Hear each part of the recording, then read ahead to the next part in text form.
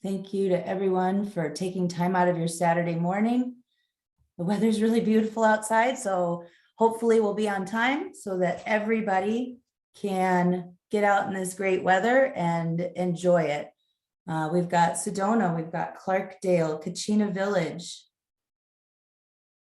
Senior Vice President of the National Council of Jewish Women from Scottsdale, Arizona, welcome. And I do want to go ahead and stay on our schedule. Let's see. We do have a schedule, an agenda, I should say. Let me see if I can get that pulled up here. If Lindsay could maybe pull up the agenda so everybody has an idea of where our speakers are, and then I'll hand it off to RT and he can get this party started. Give me just 1 second here. Sure.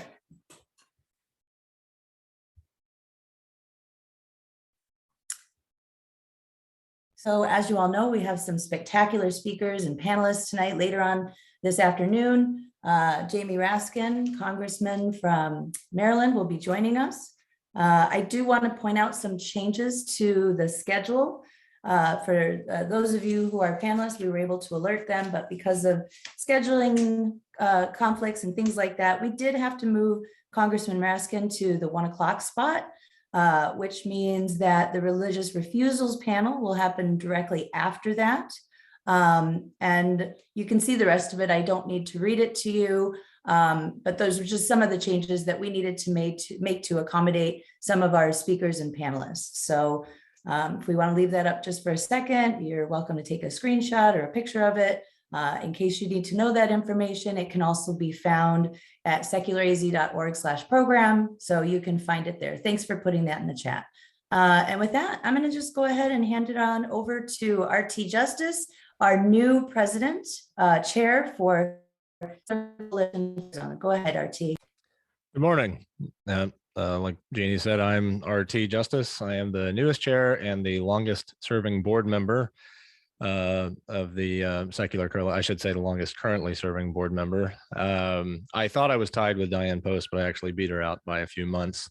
I joined the board in 2015 after applying for a job so that I could make some money. And I was bamboozled into joining the board and giving the secular coalition time and some of my money as well. It was a good grift. I've been very happy to be here since then. After the years of dedication from Zanetto Quintana and the hard work this year of Philip Lentz, for which we are all just really, truly so appreciative. This is my first opportunity to participate in the summit as the chair, and it's also Jeannie's first as the executive director and MC. And I'm also thrilled to say that we have several newly appointed board members that are joining this year as well. The first secular summit, which was originally the Secular Coalition for Arizona Membership Summit, we've trimmed it down a little bit, if I'm not mistaken, was in 2013. And over the last 8 years, we have seen our organization and our efforts grow. And I welcome this opportunity to celebrate our organization, our success, and most of all, the support of our community and members like you that have made this work possible. And I look forward to the next 8 years of continued success and beyond that, and the next several opportunities to celebrate that as well. Jeannie asked me to keep this tight. I am well known for my gift of gab, and so I'm going to go ahead and wrap it up there and turn it back over to her. But thank you all so much for your support. Thank you to our speakers for taking the time to present to us today, and I look forward to a really great day. Thank you. Thanks so much, RT. RT also sits on a couple of other boards. He's a farmer and a rancher and lives on the West Side. And so I feel incredibly privileged that he was able to step up to the chair position, given all that he does every single day. But he really is a good board member and truly understands that board work is about professional development and about forwarding the goals of the organization. So I appreciate RT and his perspective very much. Welcome everybody. I'm so glad that everybody again took time out of their Saturday on a beautiful Saturday. Welcome to the 2021 Secular Coalition for Arizona Secular Summit. Before I introduce myself and share the Secular Arizona vision for 2022, I'd like to thank our sponsors. I want to say thanks to Arizona End of Life Options, Roberto Reveles, Beth Hauk, Kathleen Pettigrew, John Ainley, Kim Mundis, Mark Manoyle, Tori Roberg, and Whit Johnson. Thanks so much for being such strong supporters and for helping us to make this happen today. Again, my name is Jeannie Castine. I am the new Executive Director for Secular Coalition for Arizona. 2021 marked my 30th year in Arizona. That I grew up in a small town in Illinois and was raised by parents who were United Auto Workers, volunteer softball coaches, and diehard Cub fans. So they taught me about solidarity, about public service, and about having hope, like 108 years worth of hope. I am a lifelong educator, beginning with adult education for new mothers, volunteering in my children's classrooms, and almost 15 years teaching middle school and high school English and social studies in Title I schools, where the majority of students qualify for free and reduced lunch. I served for 8 years on the governing board in the Creighton School District, and during my tenure there, the district adopted a comprehensive sex education program. We secured funding for a supper program that serves over about 75,000 suppers annually to our families who are struggling with food insecurity every year. We opened a bilingual preschool for families who are living far below the poverty line and opened a family resource center that provides adult learning opportunities for our community. We also removed school resource officers from our classrooms in 2020. We rejected the governor's emphasis on letter grades and standardized tests, which are often racially biased. We stood up against vouchers, and we made sure that all kids, regardless of race, nationality, sexual orientation, or gender identity, feel safe in Creighton schools. Some of you might know me from my run for Maricopa County School Superintendent, where despite breaking records on fundraising and the votes that I received, I missed it by 12,000 votes. This is why down ballot elections are very important. But I view that campaign really as a personal victory because I met some amazing elected officials, community members, organizers, and nonprofit coalition members, including many that are here today. Like so many other groups and organizations, Secular AZ has weathered many changes over the last couple of years. While COVID threatened to cut many advocacy groups at the knees, Secular AZ was able to pivot. And this was born. This is the second year that this team has put together a virtual summit, and hopefully, fingers crossed, we'll be able to be in person. I came on as the ED at the beginning of October, and in that time, I've been able to do quite a few things. I've reached out to all of our liaised groups. I've gotten responses from most of them. I've reached out to all of our generous donors, many other outside groups outside of the secular community. We had a board retreat where a strategic plan was adopted. We have a new chair in RT Justice, and we've also started the work of reviving our committees. And we're currently looking for volunteers to assist in our committee work. And this is, for me, a serious ask today. We definitely need your help. The greatest threat to our democracy is why all of us are here today. We saw it in Charlottesville. We saw it in Kenosha, Wisconsin. We saw it riding down an escalator way back in 2015 and holding an upside down Bible after tear gassing peaceful protesters in 2020. Christian nationalism is the greatest threat to our democracy, full stop. And the former president emboldened these ideologues to take their violent acts to the streets, school board meetings, and even into our halls of Congress. RT and I have actually talked about this before. I'm a big fan of dystopian fiction. 1984, Brave New World, Parable of the Sower, Handmaid's Tale, and Fahrenheit 451 are some of my favorites, just to name a few. But I didn't realize that I should read them like a survival guide, but that's where we are today. Our movement must counter the doublespeak coming from the leaders of the Christian nationalist movement, while many of our citizens are lulled into complacency by the screens in front of them. We're watching the real-time effects of climate change and the dismantling of education and voter rights, but leaders refuse to do away with the filibuster. Roe versus Wade will all but certainly be reversed, and there is a dangerous movement to ban books. We have our work cut out and going all hands on deck. We will continue our lobbying efforts at the Capitol, and Dianne will break down some of the bad bills already threatening our Constitution. As a matter of fact, she's going to be breaking down what she did last year. So let me just tell you a few things that we're already facing. Ugenti Rita has put forward a bill that would make all school board races partisan. And school board positions should not be partisan. It should be about what's best for kids. It's a terrible idea, and even people in her own party are not big fans of it. So we'll see how far that one goes. Kelly Townsend has already introduced more bills to suppress voters and to put more obstacles in front of voters. We have school districts that are discussing pulling out of the Arizona School Board Association. And we have Kavanaugh this year, who's already put forward a bill that make it very difficult for any student and any student-led club to discuss sexuality. So Dianne will be working on these things, and she'll be telling you a little bit about the things that they were able to work on last year at the Capitol. If you aren't signed up for the RTS system, we can help, and we need your voice. Sign up for the action alerts so you can stay informed about what's happening at the Capitol. We've also created a school board support plan. For those of you who can't provide comments at the Capitol, perhaps you can speak at your local school board meetings.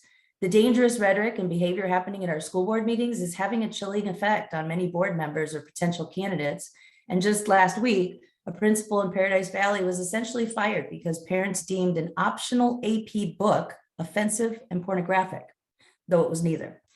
As we're able, and depending on COVID numbers, we hope to partner with our member groups and plan some more social opportunities to bring people together virtually and in person. And since 2022 election year, we want our members to be fully informed about their candidates, and we're going to be scheduling some candidate forums, tentatively beginning in January with the Attorney General race. So stay tuned for dates and details. We're also going to be tabling events as things open up around the Valley and state. And we are having a banned book drive and a social media campaign to highlight the dangers of book banning. For those of you who don't know, next week, Turning Point USA, supported by a multi-million-dollar budget, has rented out the Phoenix Convention Center and invited speakers like Marjorie Taylor Greene, Matt Gaetz, Madison Cawthorn, Sarah Palin, and Lauren Boebert, just to name a few.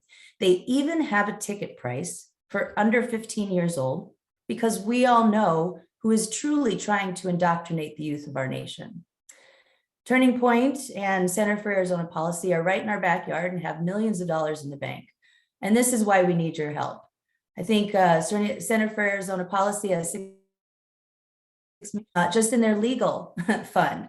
And Dianne Post needs that much money in our bank to be able to combat some of the things that they're working on. We also need your time, your talent, and your treasure to combat the Christian nationalist movement and to save our democracy. So if you have time to speak at the Capitol or your local board meeting, or if you can write letters, emails, or make phone calls, be sure to sign up to do so. And I'm sure that somebody will put those links into the chat if you haven't already signed up for our action alerts. Perhaps you have a background in marketing, web design, finance, fundraising, organizing. If you have a talent and can support our committee work, let us know and share your talent with us to forward our mission. If you have treasure, whether it's a small recurring monthly donation or you're able to provide larger donations, this organization is almost fully funded by its members, and your money helps us hire and retain staff and to be your voice for secular government. I know I won the World Series in 2016 because a small committed group of people worked hard to make it happen. Right now, we need that same kind of commitment in achieving the shared goals of protecting our democracy and providing for the common good. So thank you all for being here today, and thank you for supporting Secular AZ. I appreciate each and every one of you. Oh, look, so we've got some information in there too about just how much money. Great, thank you for sharing that. So now on our agenda, I get to speak to one of my absolute favorite people of all time, and I'm not exaggerating. I have been lucky enough to know our next guest for about 3 years now. She is a social worker and a school board member in the Chandler Unified School District, which I'm sure many of you have been paying attention to what's happening in Chandler. She is the first Black woman elected to public office in the city of Chandler, and she's a product of Chandler Public Schools. I met her shortly after she was elected to the Chandler School Board in 2018. And one of the first things that we discussed really made me check my privilege. We were kind of lamenting about canvassing and gathering signatures, and I'm complaining about it being 110. And she told me how after the first time that she and her volunteers, many of them family members, walked around the neighborhood to gather signature for her campaign, she was getting threats. She was getting threatened physically. Racial slurs were being hurled at her. And going forward, she needed to alert the local police when she and her volunteers were out canvassing. She ended up winning her race, but the threats and racist attacks only increased. This time at school board meetings during public comments. Long before the Scottsdale dossier story that you may have heard about recently, folks in Chandler created one featuring our guest and her family. Through it all, made a commitment to her community and leads with her most vulnerable students in mind. She calls out hypocrisy when it happens, and she stands up to bullies. She's considered the cool aunt, and I've heard she's a pretty good cook. I'm honored that she's agreed to speak with us today, and I'm lucky to call her a friend. So please welcome Lindsay Love. Hi, Lindsay. Good morning. I hope I'm a good cook. I hope my family is not lying to me. Well, I mean, I've seen some of your posts on social media, and it all looks like things that I would eat. So I'm sure you're a good cook. I try. Good morning, everyone. So, why don't you go ahead and maybe give us just a brief introduction and tell us why you decided to run for your school board in the first place? Well, I think as you stated, I am a product of CUSD, right? I graduated from Hamilton High School in 2003. Go Huskies. First graduating class to make it through all 4 years at Hamilton, because that was our second high school that had come up. It used to be Chandler for a very long time. Then it was Hamilton. And now we have 7 high schools in the district. So very blessed regarding that. But my nieces and my nephew, who is trans, were both all in the district. And my little niece, Quinn, was about to start when I started running. And there were a lot of high-profile incidents of racism within the district. And my niece and nephew had stories where my nephew was in class and he was a part of a lesson on Ruby Bridges where the teacher encouraged the students to say the N-word, right?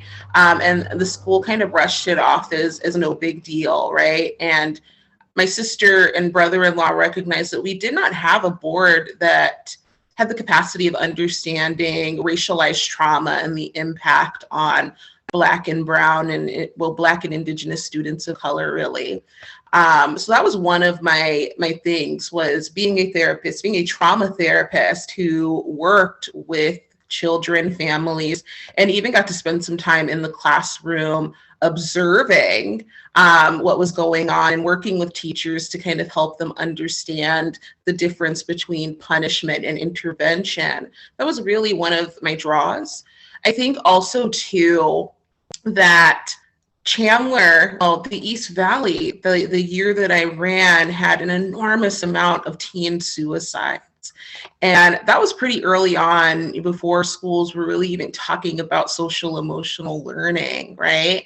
And I wanted to be able to do something about that because suicide is very taboo. The community doesn't talk about it, especially depending too on what your religious values and belief systems are, right? And so we do have a great number of Christians who believe that people who complete suicide are going to hell. And so they don't talk about that narrative of suicide, right? They don't assess because they believe that if we assess for suicide, it's kind of like talking about sex. We're giving kids permission to have sex or to kill themselves. And there's a lot of beliefs that we had to dispel. And I think while our districts are bringing in social workers and counselors to work with the community, it's important that we have social workers and counselors and people who are really great mental health advocates sitting on our board to educate the rest of the board, especially with regards to funding to social emotional learning and a lot of the things that we're seeing currently with social emotional learning being conflated with critical race theory, and people coming into meetings and saying that suicide assessments and social emotional learning are a form of liberal indoctrination, which they are not. We are talking about saving lives, right? When we're talking too about the trauma that our Black, Indigenous students of color are experiencing, we're also talking about saving lives too, right? Because we know that our students of color experience depression, and their depression looks different than white students, right? But their depression, their anxiety, their PTSD often gets labeled a different way, and they get punished and routed right through our school to prison pipeline. Whereas for our white kids and our more fluent kids, we can talk about treatment and getting them access to a counselor or to a psychiatrist, getting them the autism diagnosis, which is a really hard one to get too, right? And so we need somebody in there, not only that is a social worker or a counselor or a mental health advocate, but also a person of color to talk about those intersections on our board. So those are some of the reasons that I ran.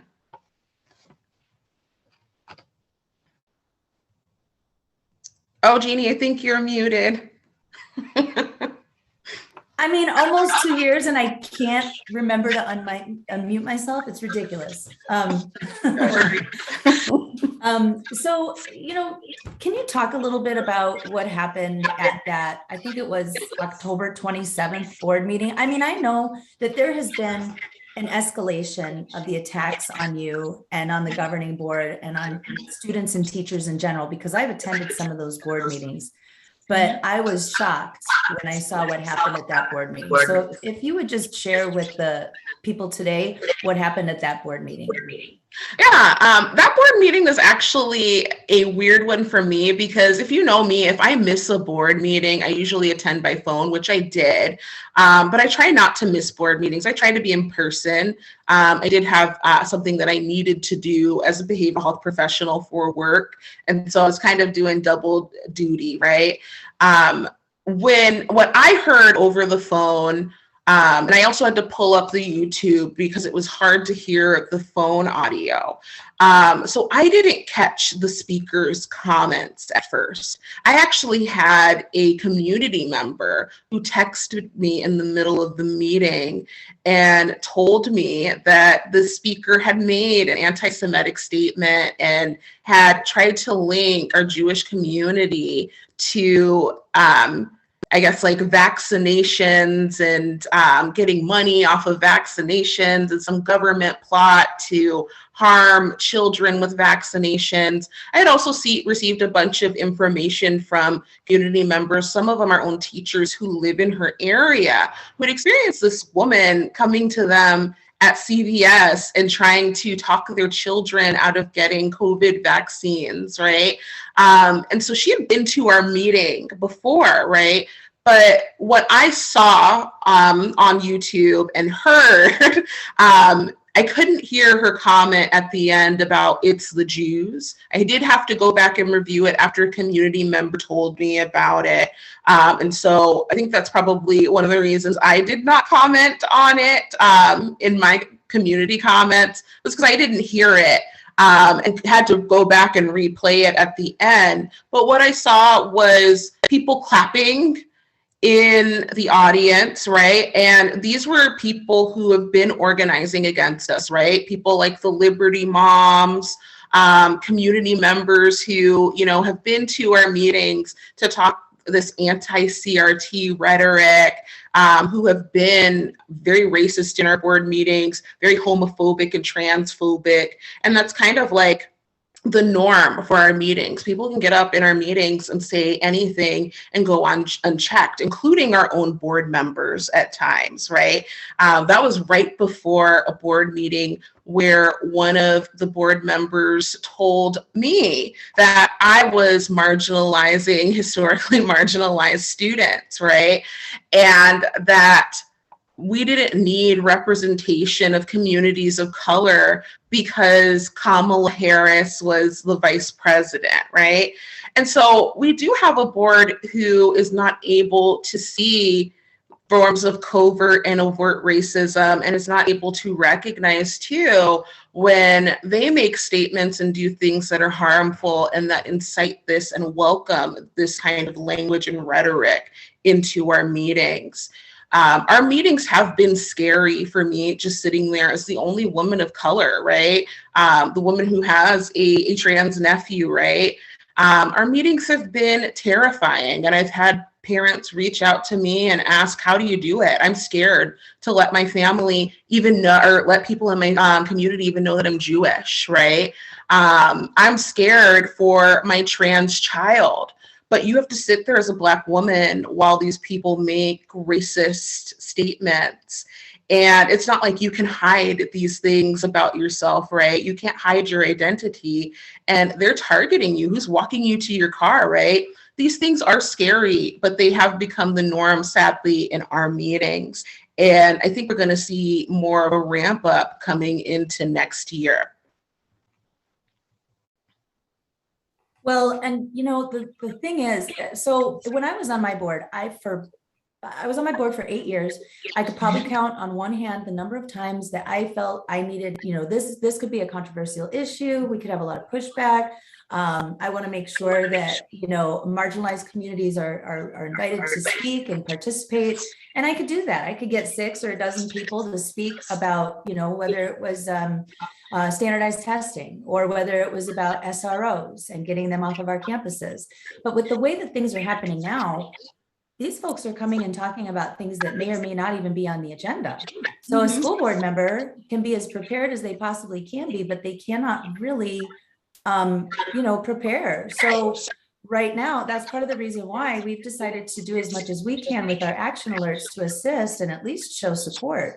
I was at the last Chandler board meeting and they were talking about banning books, a book that talked about gender norms and kids, and talked about things like, well, sometimes girls play with trucks, maybe boys play with dolls, boys might dress as a girl, and people wanted the books taken out of the library. So have you seen a lot of people bringing up religion or saying these things in the name of their religion? Yeah, I think a lot of this has been around moral panic, even responses to me, right? Because I'm sitting on the board as a Black woman and in a bigger body, and you have people who will make attacks against me that are kind of moral attacks too, right? Like, what must her cholesterol be? She's so gluttonous, right? You know, or she's dangerous. She's constantly talking about race, right? And I grew up in a Southern Baptist church, right? So I know what a lot of those comments allude to, right? I know that these people aren't really upset about gender identity because they're concerned about their kids, right? They're more concerned about the fact that, and they've said it in meetings, that they don't want their children to challenge their moral beliefs, right? Or to challenge their religious beliefs, right? And everything outside of their Christian bubble. A lot of our community members are Mormon, right? They don't want their children to challenge anything or to question anything, right? Because as we know, as those people who have grown up in religious communities or religious families, you're taught not to question, right? And so while I think this community isn't specifically bringing up God in meetings, right? So we're not having anybody who is saying that we need to go back to teaching the Bible, right? Not that I can recall. Somebody can call me on it if I, you know, missed it, right? But we're seeing people come into these meetings saying that we need to strip back on a lot of the things that we're doing because their children have questions.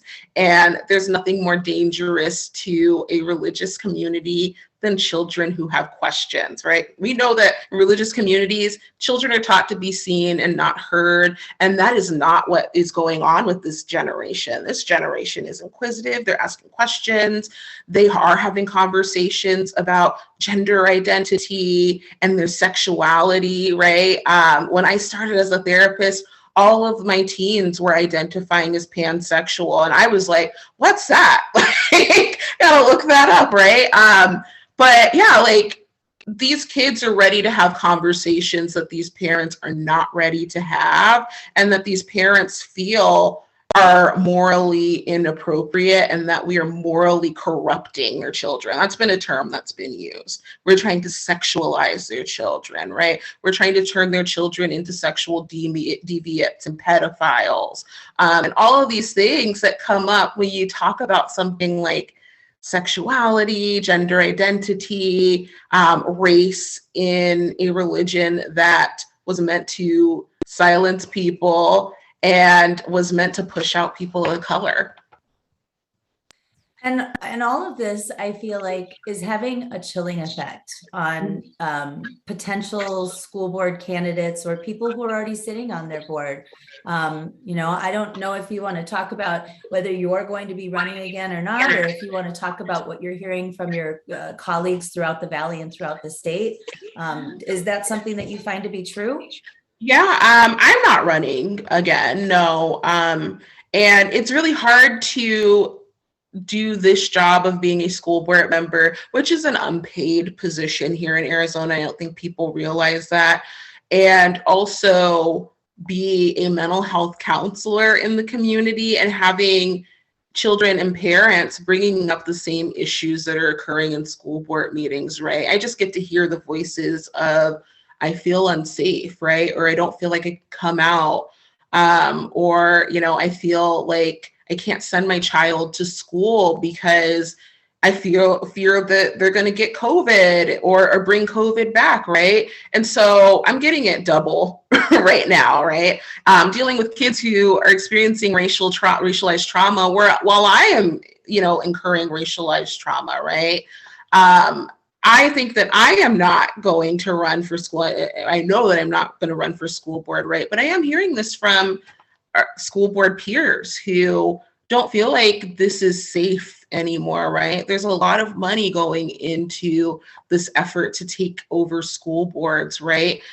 You have situations where parents are hiring private investigators, or in the case in Scottsdale, I'm hearing that we have a parent who was leveraging connections at the police department to get license plates of board members and parents, right? Those are very scary and dangerous things, right? And we don't have the same level of security as maybe your Secretary of State, right? Or your people who work at the ledge, right?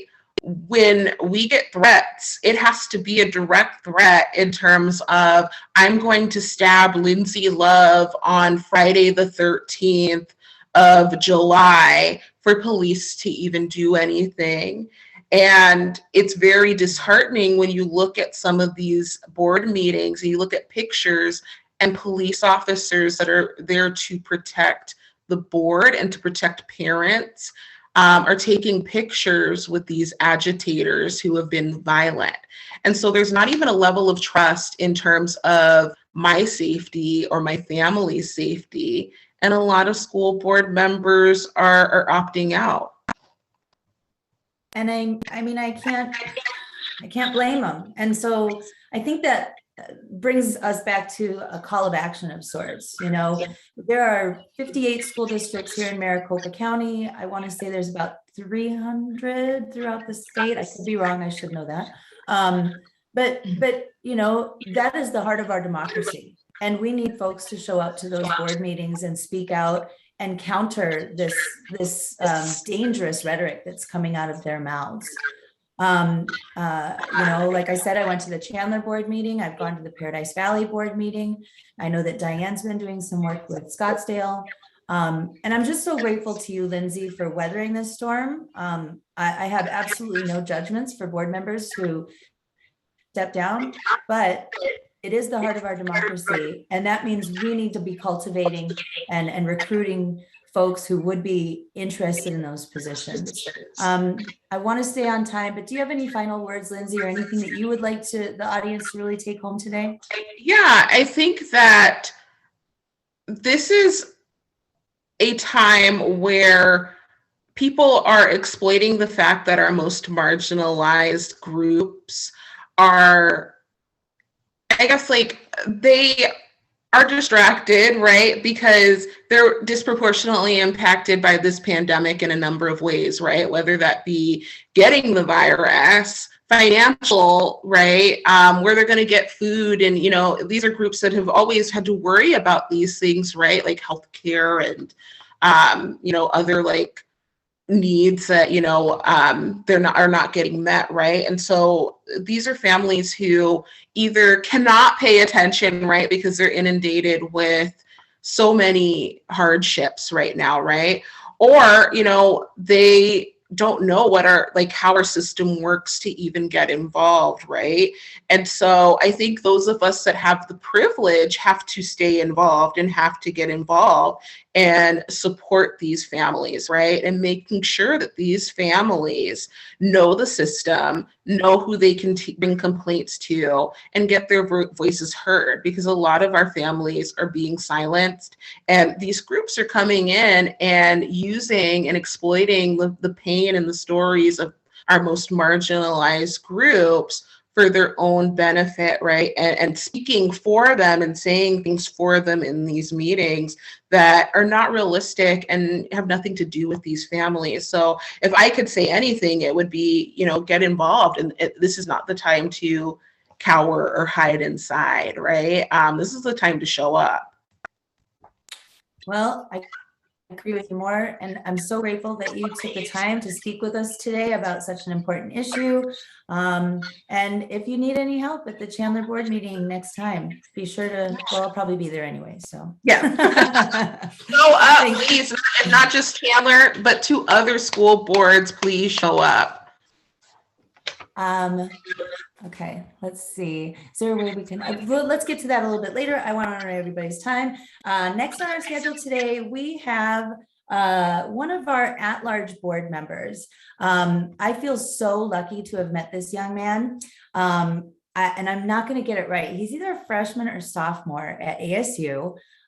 He is the child of immigrant parents. He's in the Barrett Honors College, and I believe it's political science. I know it's political science that he's studying, but he may even be studying more because he's one of the smartest young men I've ever had the pleasure of meeting.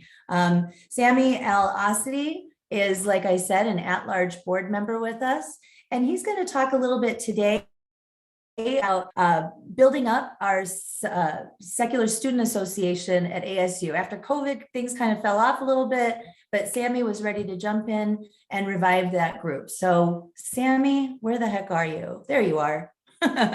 Take it away, Sammy. Thank you, Jean, for that introduction. I'm a freshman at ASU, and I'm so excited to be on the board of Secular AZ and help with assisting with outreach, especially with younger people. So I've officially registered the Arizona State University Secular Student Alliance with the national organization. And just this past week, I've registered ASU, waiting to hear back with official approval. And with this, we're going to start having meetings this semester. And I really look forward to starting kind of a civil discourse series and bringing some dynamic speakers and really building up a membership so that we can have more young people volunteering with Secular AZ and potentially having some volunteers for our committee assignments too.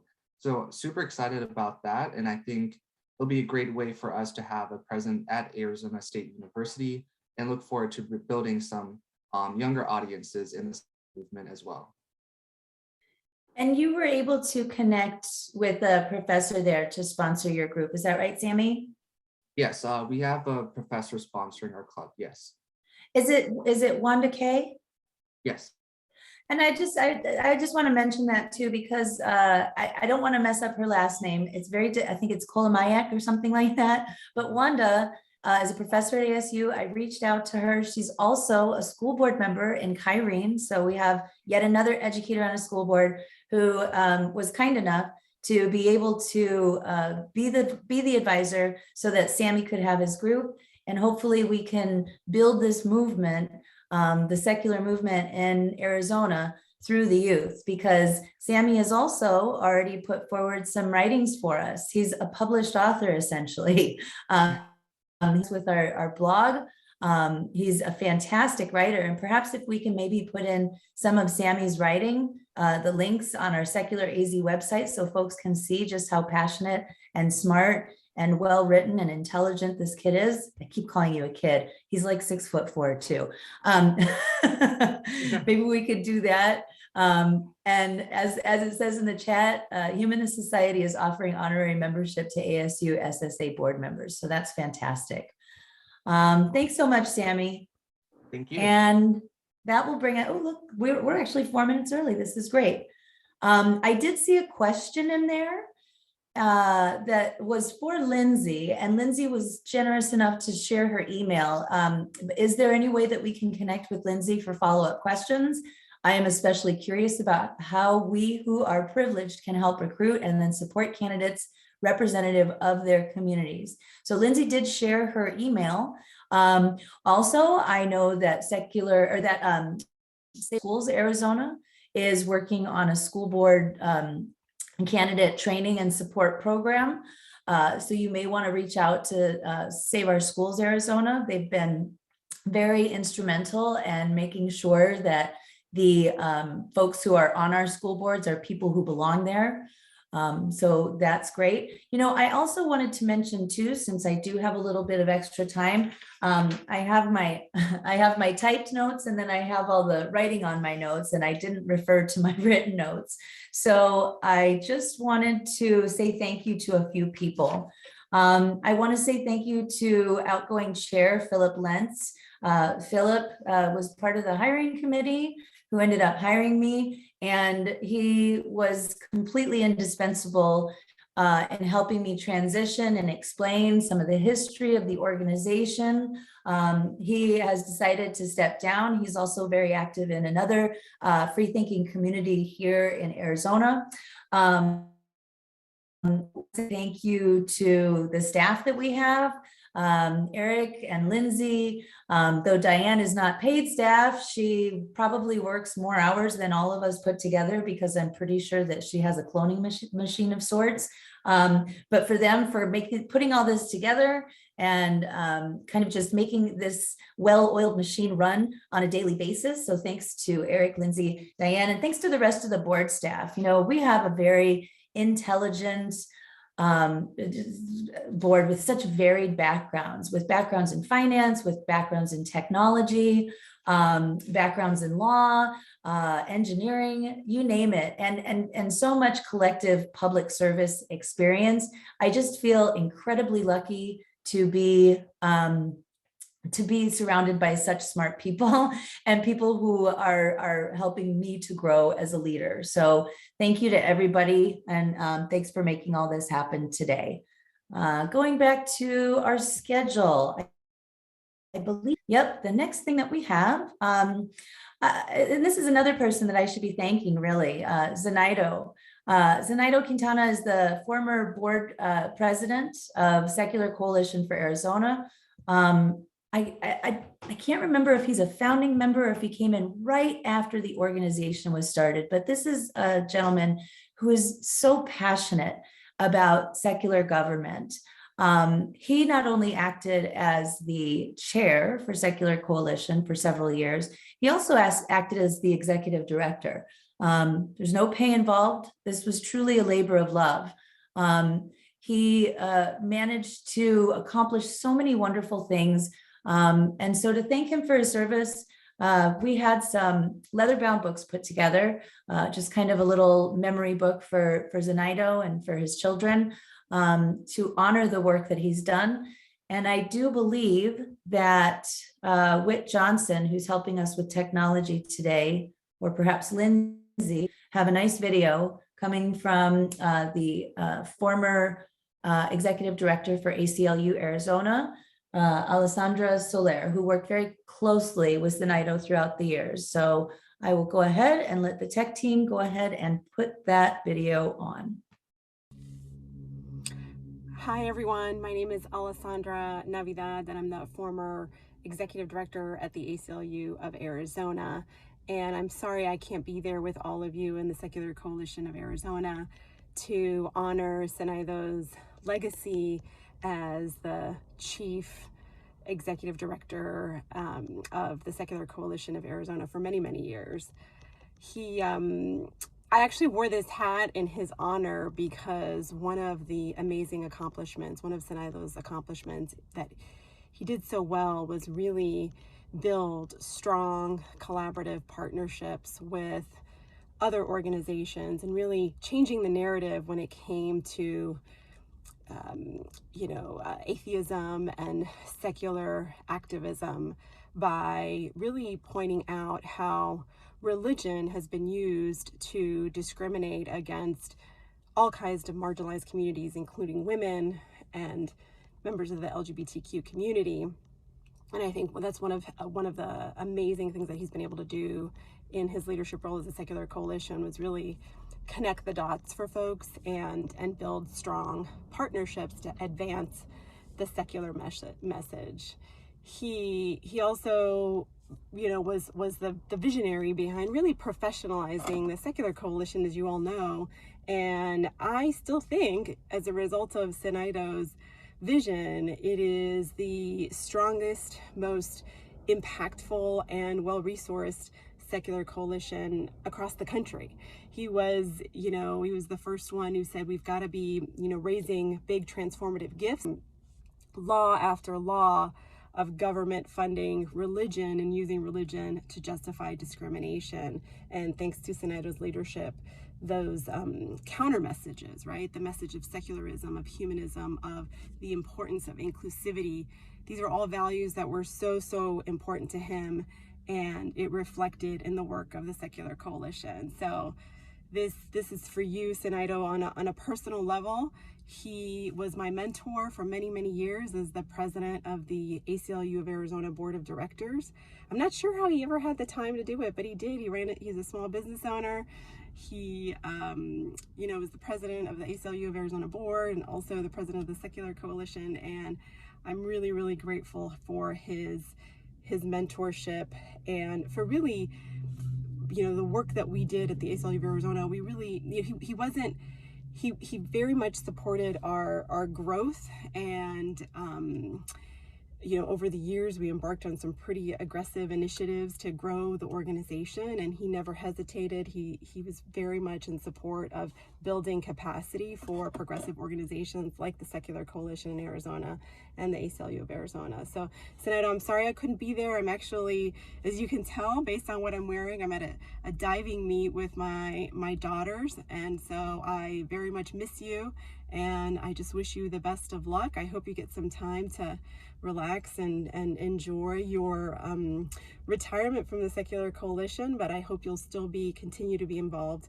in politics and really elevating the importance of secularism in Arizona and nationwide.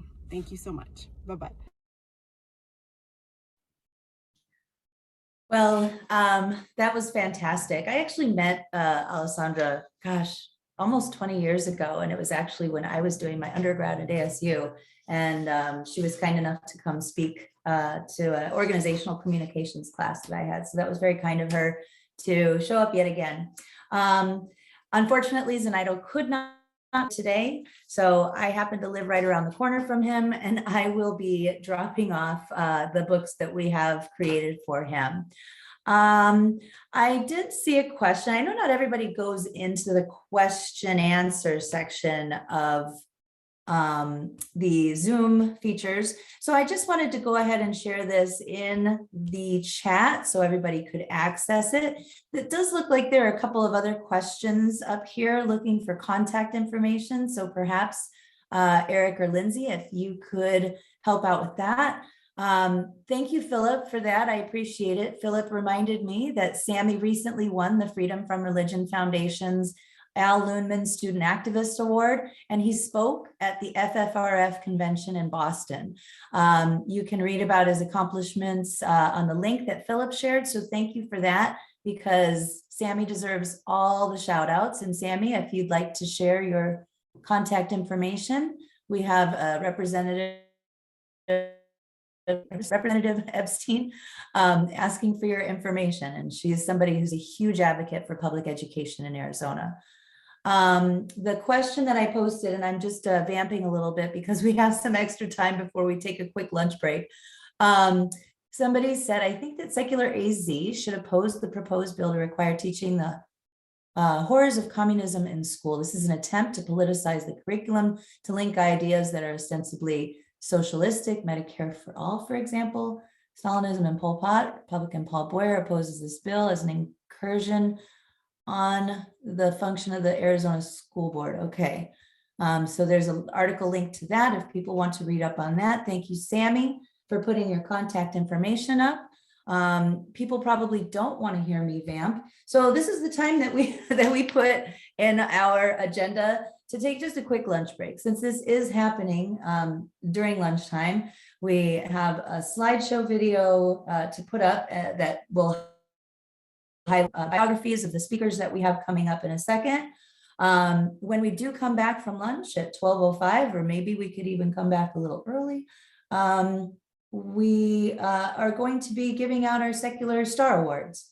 So joining us today, we'll be hearing from Athena Salmon, Rosana Gabaldon, and Juan Mendez. And then we have our Secular Champion Awards right after that. So I'm a little bit early. Go ahead if you want to grab something to eat, get another cup of coffee, use the restroom, whatever. And if Whit or Lindsay or Eric can put up that slideshow, we'll just go ahead and put that on loop. We'll be back, everybody.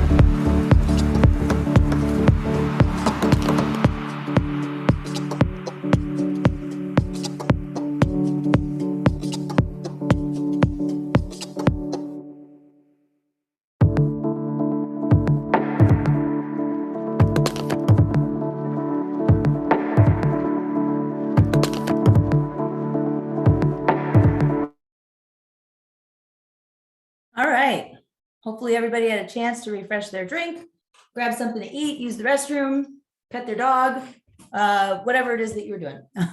I see somebody mentioned that the MCDP Winter Convention just let out. So I noticed that there are a few more participants in the meeting today. The next part of our agenda is our Secular Star Awards. And for, we're not a blue state, FYI. We're still very red in many, many places. We may have voted for Biden and Kelly, but we're still very red. And for such a red state, we sure do have some amazing advocates who represent us down at the Capitol. I am getting ready to speak to two of them right now. Today, first for Star Awards, are two people that I met personally quite a while back. I will never forget Representative Athena Salmon's passion in 2018. I was still teaching in a classroom, in a middle school Title I classroom in 2018. And just hearing her speak on the floor, in committee hearings, and coming out to us and talking to us during Red for Ed, you could feel it in your bones that she truly supported us.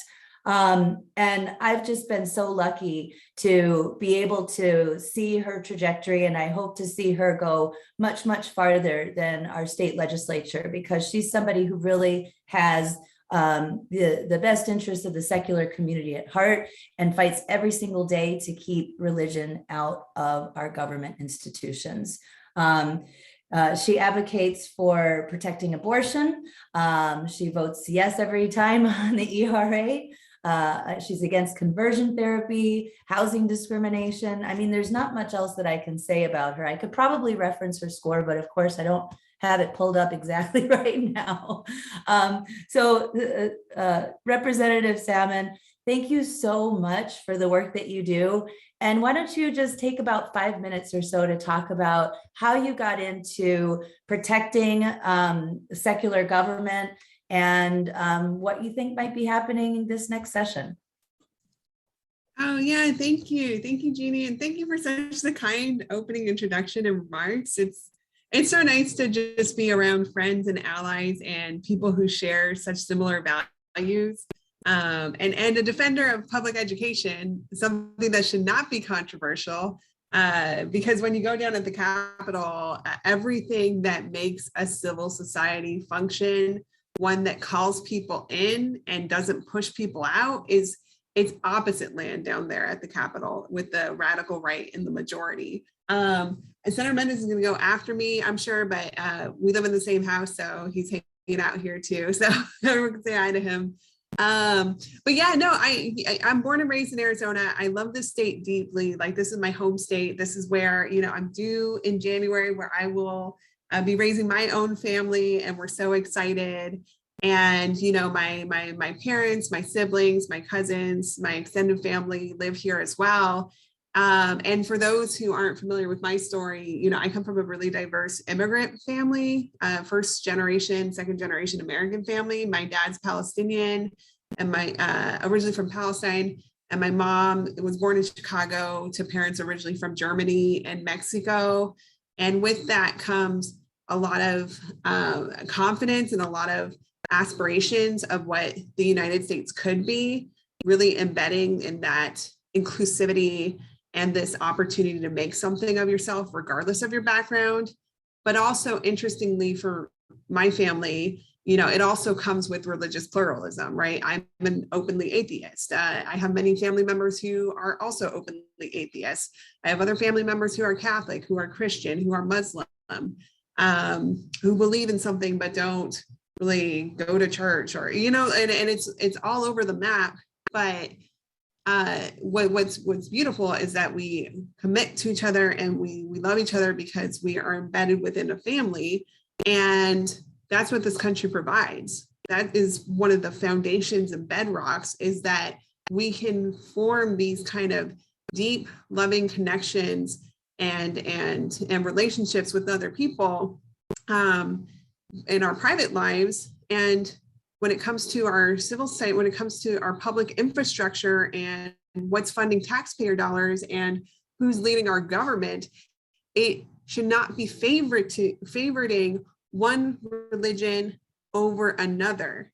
It needs to be a blank slate so that everyone can really have the right to exercise whatever religious tradition or lack thereof that they want to do from the comfort and privacy of their own personal lives.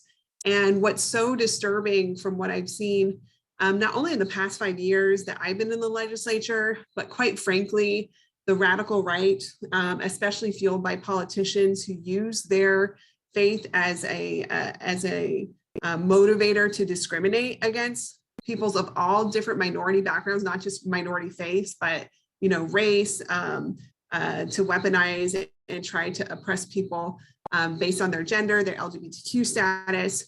This has been a movement that quite frankly has been afoot and picking up steam my entire life for the past over 30 decades. And now we are at this pinnacle point with the Supreme Court where the majority are not committed to the rule of law. The majority on the Supreme Court are in a position and willing to rewrite the Constitution in a way that upends legal precedent in a way that is not legitimate. We're really at a crossroads where we have to stand up and fight harder than we've ever fought before to protect the country that we love, to protect the country for not only what it currently is, but with that goal and vision that it should be and it can be so much more.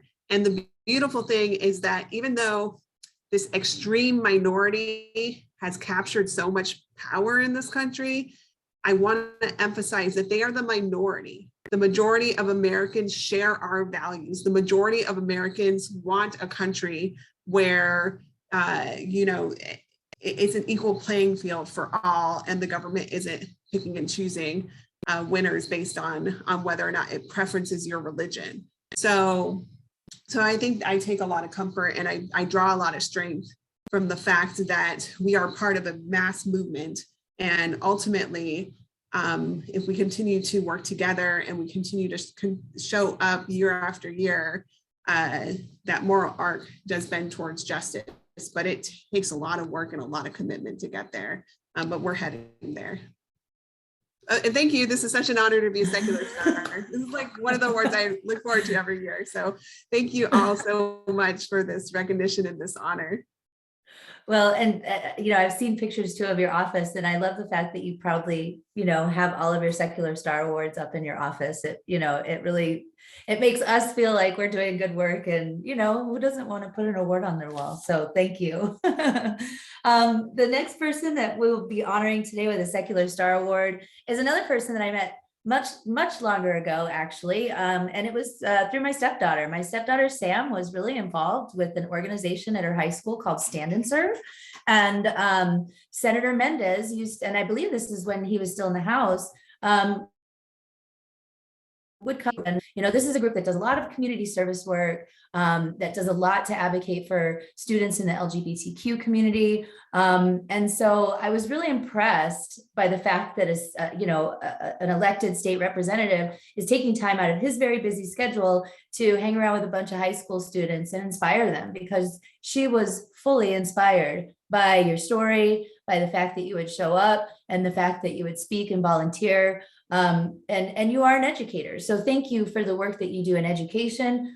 Today, our second honoree for the Secular Star Award is Senator Juan Mendez. And same to you, Senator, if you would just maybe tell us a little bit about, why this position with secular government and perhaps what you expect going into the next legislative session. Yeah. For what really gets it for me is the community that we've all built here. I really feel like, from my personal story, I feel like a person is only successful unless a lot of people want them to be successful. And so, I couldn't speak to what being an out and open supportive secular representative would have been like if I was in office maybe 10, 20 years ago, but I'm only here because I have a strong secular community. It only feels I mean, I can't imagine the math they were doing back then in, not having to speak in terms of supporting secular government, but I couldn't imagine not bringing up my secularism if you guys weren't, I mean, without you guys being so organized and put together. You all make doing my job a lot easier. And so, but like Representative Salmon was saying, like she set the landscape of what we're working with and the kinds of people we're working with. It very much is a very small but sad and minority that they're scared, right? And so we have to be prepared for them to be making a lot of decisions that are not going to be in our best interests. And really, like just like how how Trump did it on a national level, they're taking advantage of a population and they're willing to say and do anything to stay in power. And so, I mean, but if we look at what they're doing, it's just what a person who is scared of losing power would be doing. Like they know they're such a small minority that they feel like they're backed up in a corner and they're lashing out with everything. I mean, they're going to start, I mean, we were doing the radical right in Arizona was trying to bring up the critical race theory in our classrooms way before it became a national concern. I mean, that is a real thing that we have to be preparing ourselves for and protecting against in terms of how we talk about it. I mean, this isn't, these are people who want to deny the truth. They want to rewrite history so that they can keep a positive image about themselves and to where it's, I mean, they're insecure. It is showing everything they're going to be doing is going to be showing all their insecurities going forward. So whether it's attacking education or trying to exert their influence over women in their choice and their choices for reproductive health, we just have to stay organized and stay looking forward. I mean, like with redistricting coming up next, we can't take anything for granted. And we have to play in these new districts. Like we can't just write some places off because they weren't working in the past. And I mean, you spoke like Arizona is a very red state, but only because they're not hearing us, right? They just hear the bad things happening over and over again. But so this next election is an opportunity for us to take our message to people who might have, who just didn't have the opportunity to listen to us before. Like we don't have a Fox News channel talking to our constituents, 24/7. But these new maps in these new districts are gonna give us a path forward. And so we just have to, double down. Like this is not an opportunity. This is not a time to be complacent. Just because, they're scared and backed up into a corner. This is when we have to fight back even harder. And hopefully, I mean, I know a lot of people felt after the 2020 election too, that it was, I think maybe we all had election fatigue or campaign fatigue, voting, whatever. And I think that enough time has passed now that I'm starting to see people kind of come out from under their rocks, lick their wounds, whatever, and get back to the hard work that needs to be done, because you're right. It's a time where we need all hands on deck to protect our Constitution and to save our democracy. And that's not hyperbolic. That's the state of the union. So thanks to both of you. Congratulations. Are you going to find out if it's a boy or girl? When the baby is born. Oh, yay. That's what it's a month to my due date. So. Wow. Well, I am, that's how I did it with both of my kids. So I can't wait to find out. I'm kind of hoping for a girl, no offense to you, but I really do kind of hope it's a girl. Anyway, the outfits are cuter. So thanks for coming on. Next for our Secular Star Award, bye guys, take care. For our Secular Star Award, we have another amazing advocate who works every single session at the legislature. She's a senator who has introduced bills regarding the protection of LGBTQ rights, protecting abortion, voting on the Equal Rights Amendment, ending conversion therapy, ending housing based on, race and sexual orientation and gender identity. I will say, I forgot to say this before. So if you want to know the scorecard, because I'm a very competitive person, it is Athena Salmon with a 37. So this is on our secular star awards. This is how we determine it with the rubric. And then we have next is our next guest, Senator Rosanna Gabaldon. And then in third, sorry, Juan, a measly 34, but it's not too bad. We also want to take just a moment to recognize Melody Hernandez, Raquel Turan, Leela Alston, Jamasita Peshlikai, I'm sorry, and Martin Quesada, all of whom scored high on that rubric. But without any further ado, I want to go ahead and welcome Senator Gabaldon. And again, same as the other two, tell us a little bit about why protecting secular government is so important to you, and perhaps what you see at our next legislative session. Thank you, Jeannie. I really appreciate this opportunity to speak a few words, and what an honor it is to receive the Star Award along with my fellow colleagues that have really championed a lot of issues at the state legislature, and we fought a good fight, and we're going to continue to do so. I raised as a Catholic, what I found is that acceptance and being able to look at everybody for whether they believe or not believe is something that is very important to me. And that's why I bring to my decisions when I'm a legislator, is because this is what it's about. It's if we don't listen to each other, we're just not going to get anywhere. And so the comments of my Representative Solomon and Senator Mendez are so true. And thank you very much for sharing those thoughts. It's all about really representing the people of Arizona, and not putting judgment. And as my father always said, we must live in acceptance. And sometimes we can agree to disagree, but there is issues that we do face at the legislature that we have to raise our voices. And secular Arizona is able to give us that opportunity. They're able to give us those talking points that maybe we haven't really thought about. They represent individuals that are very important to my constituency. All my constituents are very important. However, this is a journey of love. This is a journey of being able to represent everyone, and sometimes that's very difficult to do when your moral compass is going off left and right. But, at the end of the day, we have to look at what is really going on.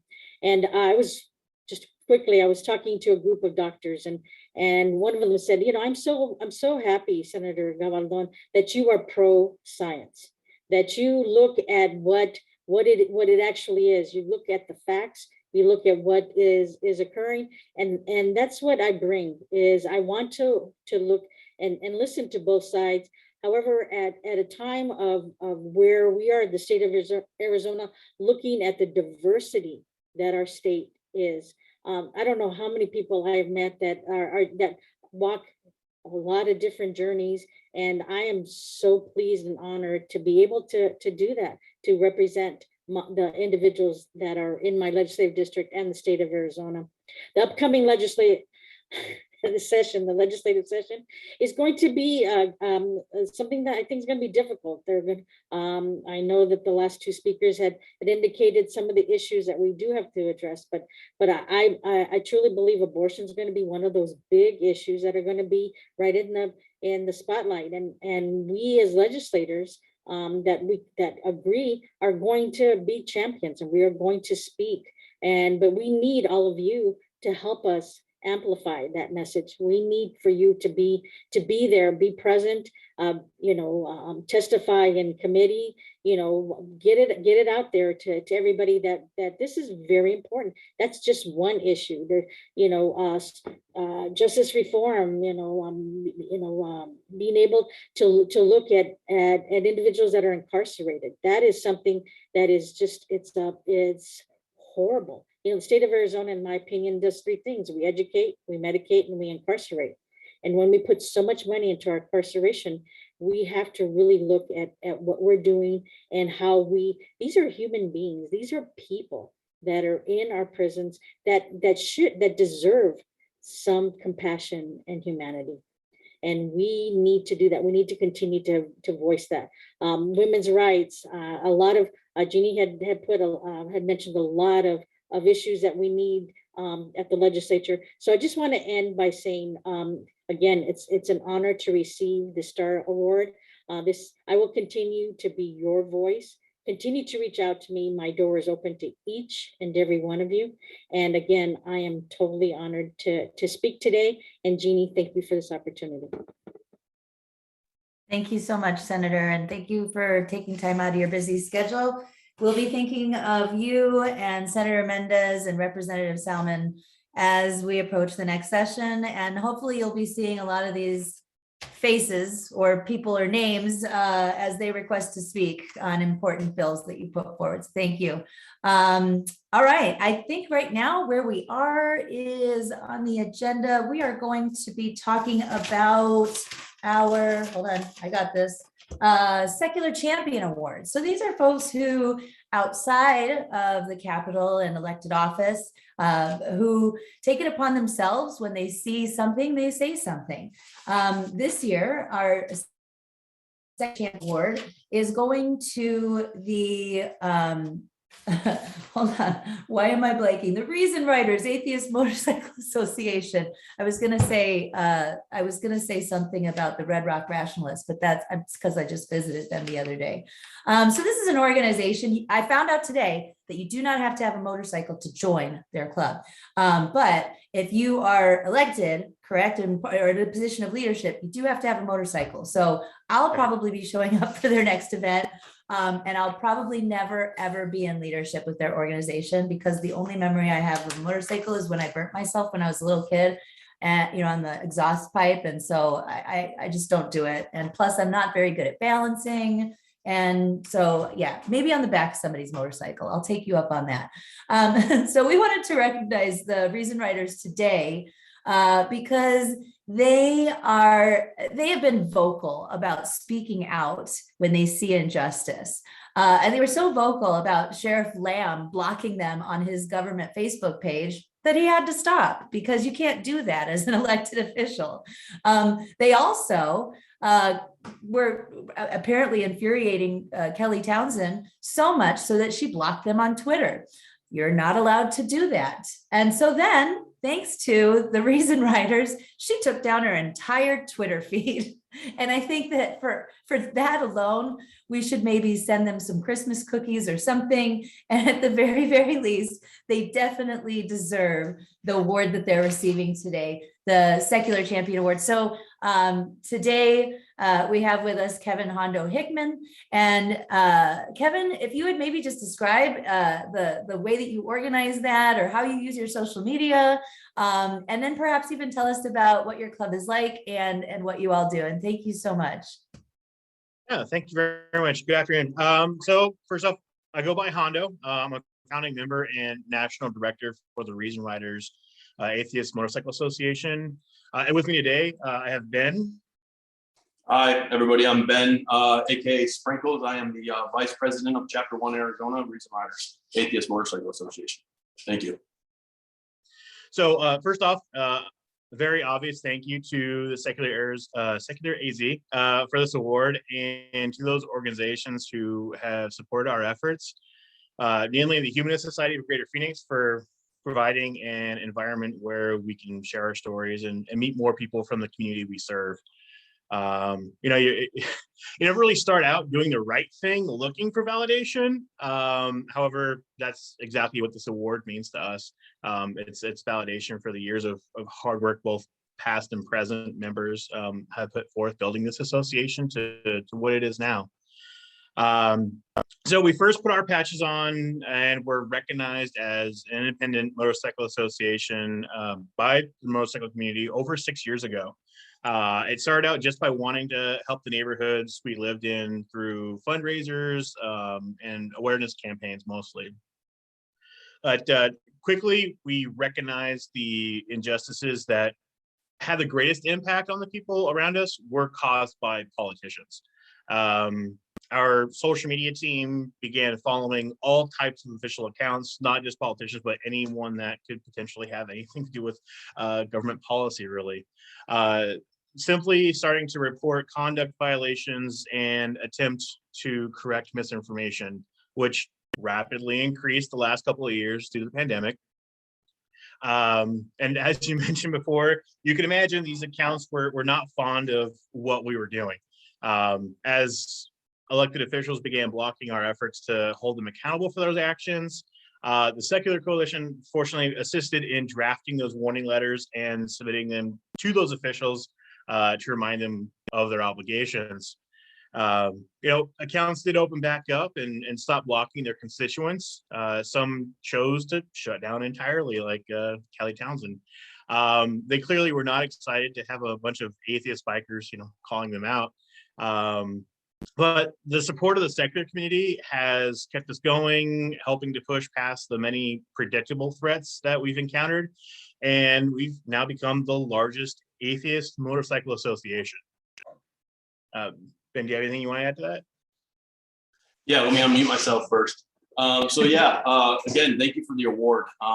Very, very, we're very appreciative of it. It means a lot. It really does. And it helps us to continue fighting the good fight, if you will. Recently, not as a member of the Reason Riders, but as a member of the Satanic Temple, I've been locally at the Pinal County Board of Supervisors meeting that open up their prayers with a specific prayer to Jesus. Pretty much every board meeting. Only Christians are allowed there currently.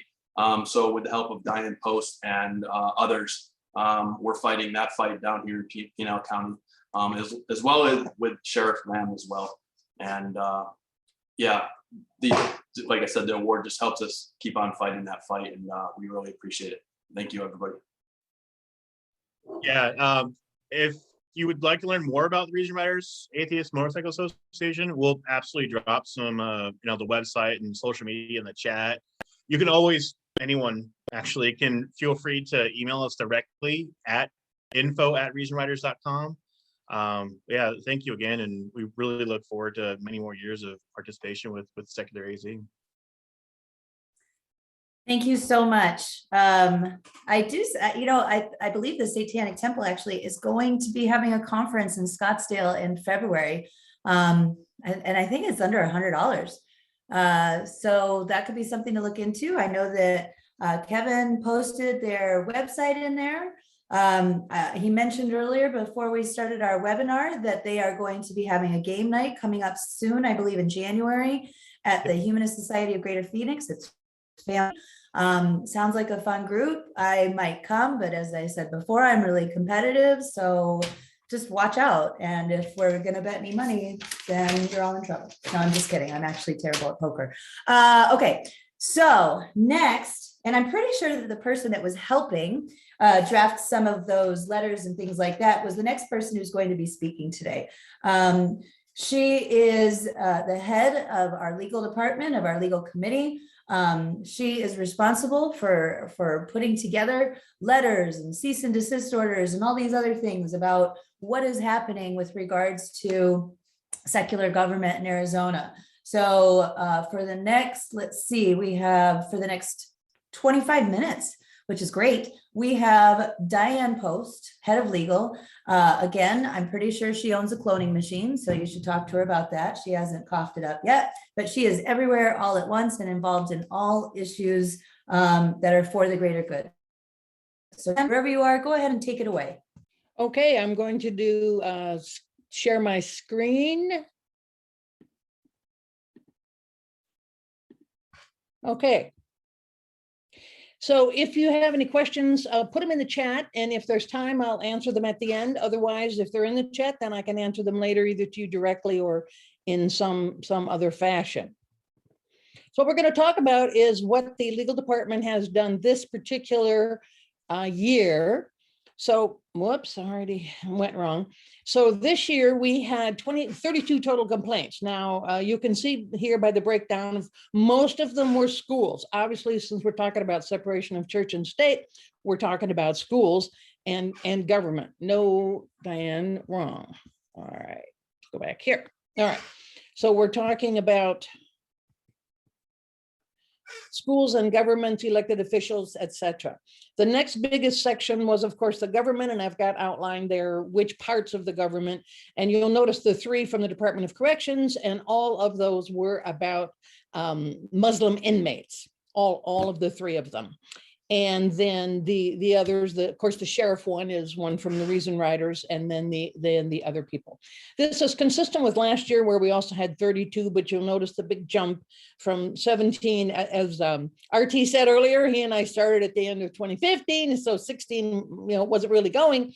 So here we are. This is the history of the number of complaints that we've gotten. So we're growing, and then we've stayed steady this year from the previous year. So these are the government types. Of course, we had Ducey every year. Ducey is a problem, and also doing things like putting religious messages on his government pages, which of course we had to complain about this year, but also giving COVID money to religious groups. We filed a complaint about that. I mentioned all the DOC complaints were about Muslim issues, and you know about the sheriff issue from the Reason Riders. There was the legislator Osborne, who blocked Tory from speaking at one of their meetings. She was late when she signed in, but so were several other people late, and she let them speak, but she didn't let Tory speak. So that was an issue. And so they revised their guidelines and that sort of a thing. And the SRP prayers, SRP, as you probably know, it's a semi-governmental agency. But the most interesting one is the Chaplain program at the Department of Public Safety, which I will talk about next. They have a chaplain program, which we believe is unconstitutional. So at first, they simply refused to talk to me. So then I had to do a public records request, because under the law, they have to respond to a public records request. So I found out that even though this is a, quote, voluntary program, we are spending between $1,000 to $6,000 a year on this program, with administrative costs and other types of things. They did not break down exactly what the costs were for, but these are just the gross amounts. Now, the money comes from RICO, which is the Racketeering Influenced Corrupt Organizations Fund, where they snatch the money and then they put it in a different fund and they spend it for various things. So they might argue that this isn't government money because it's RICO money. However, money is fungible. And if you didn't spend it on this, you'd be spending it on some other government expense, and therefore that would reduce the expenditures total of government monies. The other interesting thing, then, is they're being very argumentative, shall we say, about releasing these public records and releasing them just a little piece at a time. So the next piece that I got was, who actually were these chaplains over the last 5 years? Well, this is who they were. There were 19, 20, or 21 every single year, and they're all the same people. They're all the same people, almost exactly every year. So they're not doing any outreach or anything like that. They're just using the same people, everyone from a Christian church, all but one evangelical. So very clearly not a diverse selection of any kind. 16 white men, and in the past there was one Hispanic man and one black man, the same person all the way through, and the Hispanic is the same person even today. A year ago, they added a second black man. It's the same one from 2016, but then they added another one, and they added a woman. There had been a rabbi for 3 years, but many of you probably know him, and then he died, and so that was the end of that. Nobody followed up with that. So we just have the evangelical churches on there. So the general counsel for Department of Public Safety was recently hired, and he's finally responded. So we're having a little discussion, and we'll see where that goes. On the, gotta move this out of the way. There we go. Pinal County Board of Supervisors. Ben from the Reason Riders mentioned this, which has been a really great success this year, in that Beth Hauk is doing a tremendous job on invocations, looking at all of the County Board of Supervisors meetings and how they're doing their invocations at the beginning of each meeting, and whether it meets with the law or not. Well, they were not meeting with the law. They were doing it improperly. And there was a local group organized that are members of Secular Coalition. And this is an example of how much you can do as a member in your own local community. And that's what we need, the people in their own local community. They went to the meetings, they emailed the boards of directors, people, they spoke at the meetings, they put letters to the editor in the local newspaper. So many things happened, requested to give invocations, etc. So what happened was there was an attorney consult at one of their meetings. You know how they have an executive meeting and they close it to the public and they have an attorney consult. Well, of course, we weren't there, so we don't know what they consulted about, but we assume it was about this. So that particular month, they skipped a invocation altogether. And then they came out with putting a disclaimer on our documents. Now, this disclaimer thing was in our guidebook, which Beth drafted. And so they actually took it from the guidebook, and that was on their documents since that time and going forward. And their November meeting, they presented a new policy. They didn't have a policy. They presented a policy, a draft policy, and it followed every guideline that we had in the book. Now, I'm going to get to the book later, but I'll tell you that the book says the best practice is don't do it. The second best practice is a moment of silence. If you must do it, then you have to do it according to the Supreme Court case Galloway versus Town of Greece. So, you know, we're not encouraging towns to do this. We're encouraging them not to do it. But if you do it, you have to do it properly, because we can't stop them if they do it properly. So the talks are ongoing with the local residents, and one of the things in their policy, they're saying you have to have a physical location in the county. Well, that's kind of silly these days when everything is by Zoom and, you know, many things are virtual as opposed to physical, etc. And then also, I think it's Ben who's running around trying to get other organizations to apply so that it's not just the Christian churches that are applying to do the invocations. This is sort of ballooned out in other places as well. We heard that Coolidge just stopped doing it and nobody noticed. And that's a great thing. Just stop doing it, nobody notices. And because of this handbook that went out to city councils and boards of supervisors, a council member in Duncan, Arizona was bringing up a motion to stop doing it there.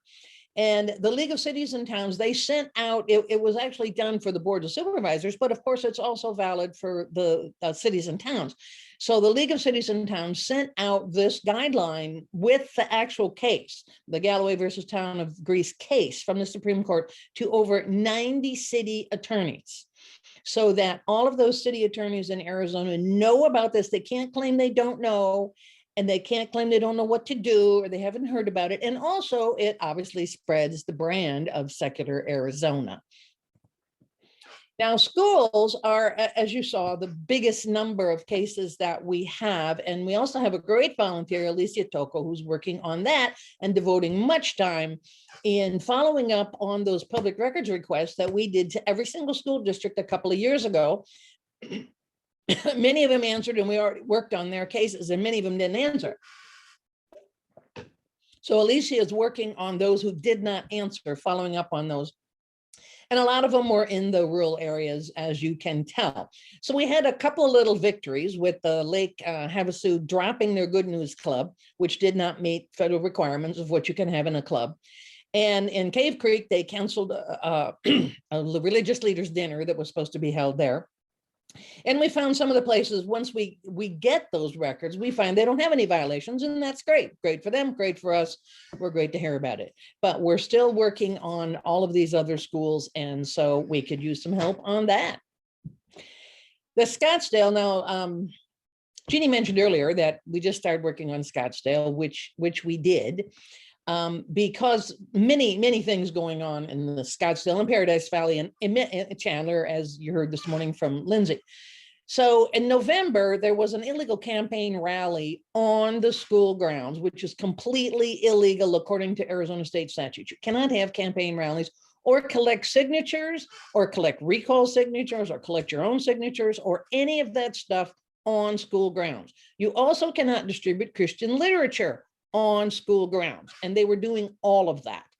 So we sent a letter to the board and the superintendent, made a complaint to the attorney general, who already said, I'm not going to do anything. Well, that doesn't surprise me from this attorney general.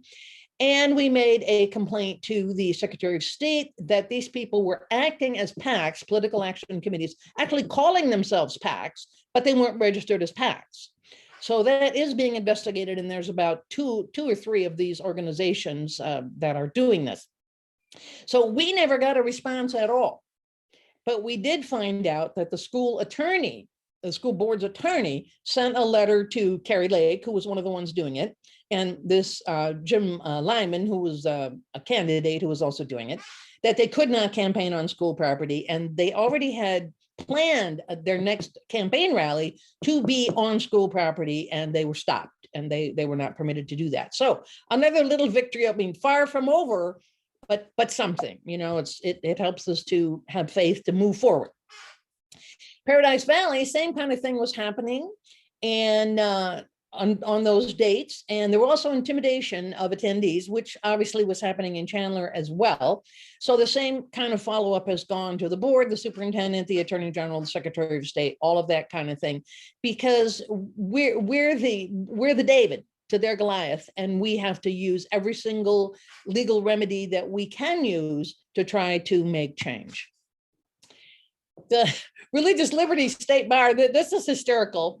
There was only one complaint to them this year. I filed a Keller complaint, which means that they're putting on a political or one-sided seminar, which they're not allowed to do under this particular decision, Keller decision that was made in California. So they're putting on a CLE with Ken Starr, America's First Freedom, and it was going to get ethics credit. Now, some of you who are older might say, as I did, what does Ken Starr know about ethics? Not a thing. If you remember, he did, I don't know, was it 4 years or 7 years of investigation into the Clintons trying to find something, and he never did. So, I mean, it is hideous. So I complained about that. And of course, who was sponsoring Ken Starr, but the religious liberty section of the state bar. And they're a section, which means they can sponsor continuing legal education programs during the year. So this program was one they sponsored with Ken Starr, a hero of theirs, of course. So the state bar denied my complaint. They said it was not a Keller violation because he was not going to talk about anything partisan or political. But what they did do, and what they've been doing ever since, is putting this disclaimer on the bottom of the announcements that are coming out about the programs, saying this program has been evaluated and it is not going to be this. So they know somebody's watching them, which at least is helpful for that. We've also been trying to expand our branding, our reach, our name, our power, basically, by getting out editorials and articles. And it's mentioned earlier about Sammy, who is a fabulous writer and has already gotten out quite a few things. And one of his op-eds was just also selected for the Capital Times. So it'll be coming out shortly in the Capital Times. So we got 3 good articles in this year. The Arizona Capital Times editorial about Christian nationalism, that was way back in February. Then in September, we got one about the Texas abortion ban in also the Capital Times, which is the paper that a lot of the politicians read. And then Bob McWhorter, who a lot of you know, who is now running for state attorney general, and I did an article on Christian nationalism, which we got published in Ms. Magazine. Now, of course, that is a little bit of a different venue for us, and a good venue because it broadens our reach and gets to a different audience and a different demographic than who we most likely probably reach. And that was in September that came out. And it's also, all this stuff is on our website if you want to go see that.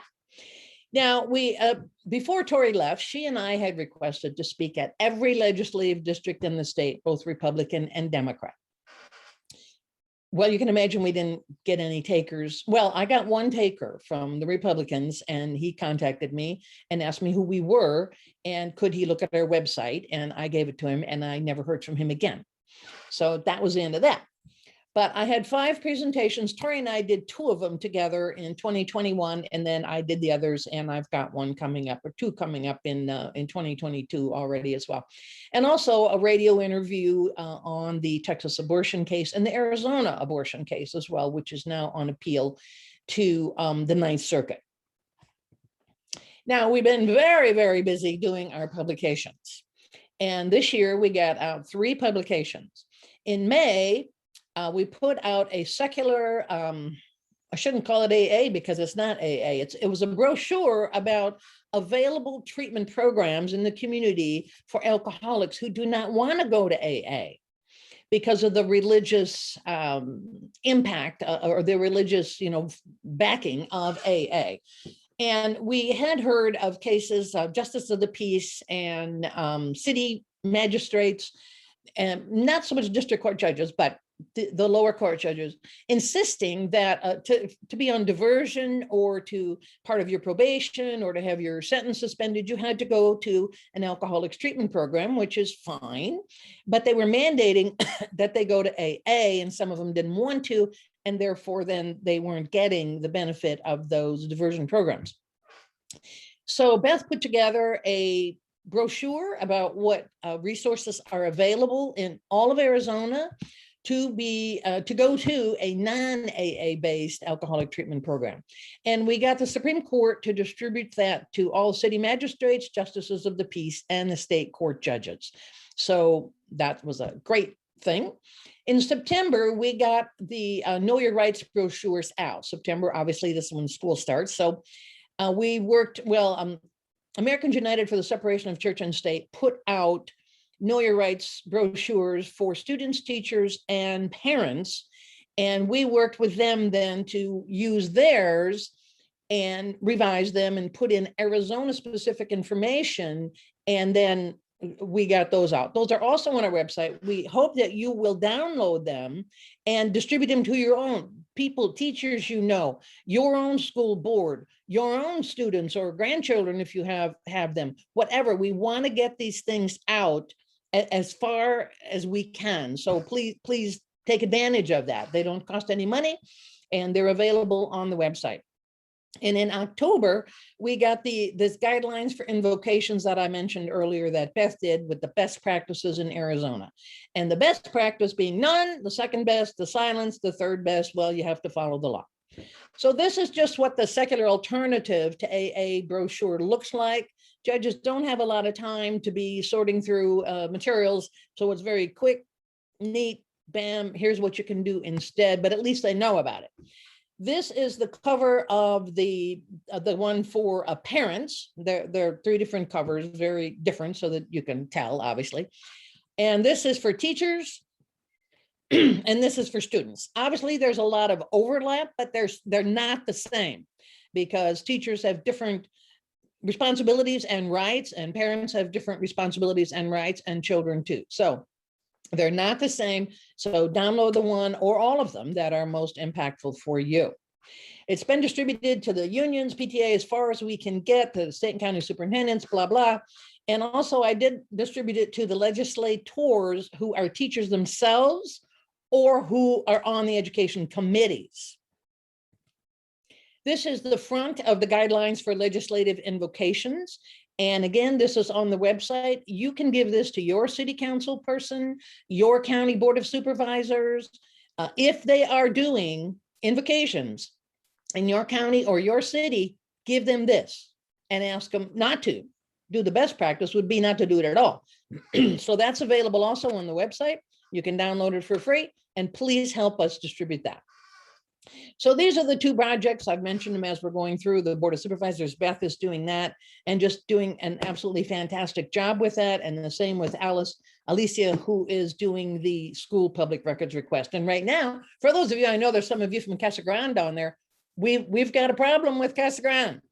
So get in touch with me afterwards if you want to work with us on the issue of Casa Grande schools, because they're being difficult. Let's put it that way for now. We have a lot of plans for 2022. We have 4 legal interns. As you know, I normally have legal interns during the year from U of A and ASU. We have 4 who have applied for the summer, but we had a miscommunication and I don't have any yet for the spring, but we're hoping that we will still get one for this upcoming semester. Now, the Rule 38 provider is another really, we hope, step forward, because what Rule 38 is a provision through the state bar and through the Supreme Court, where organizations who offer pro bono legal work can have retired attorneys who are no longer active members of the bar do pro bono work. Normally, you can't even do pro bono work. You can't even write a letter. You can't advise a person. You can't do anything unless you're an active member of the bar. And that costs a lot of money. Not only do you have to pay bar dues, but then you have to attend certain legal education during the year that also costs money. So a lot of older attorneys retire or resign rather than paying that money. And then they can't do anything. They can't do pro bono work. So Rule 38 allows them, or attorneys who retire to Arizona, like say from Wisconsin, where it's a blizzard right now, and never had an Arizona bar card, but they can also do pro bono work. So we have now qualified as a Rule 38 organization. And so I'm now recruiting amongst the senior division lawyers in order to get more pro bono lawyers. And I've already gotten a couple of interested people. So we're hoping that that will, again, allow us to get more bang for our buck, which of course we have no buck. So we're not paying them anything. So that's why we need to do that. But if you know, or you are a retired attorney who does not have a bar card, but would like to do some pro bono, please contact me. I'll tell you how this works. Another thing we're thinking of for next year is doing a seminar at the State Bar Convention.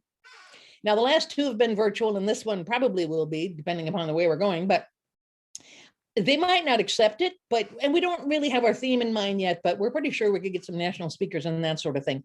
But we think it would be quite useful to get this out at the State Bar Convention. The Religious Liberty section of the State Bar does one every year.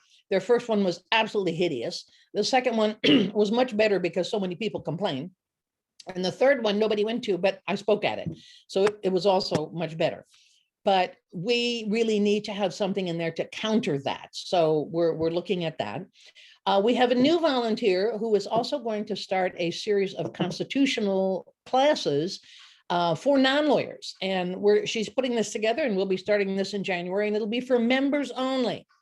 So there'll be 90-minute classes that will go over constitutional issues so that you can understand what it is we're talking about, what it is we're fighting about, why it's important to fight for these things, why the words are important that are used in legal cases and in the legislature, etc. So it'll be really interesting.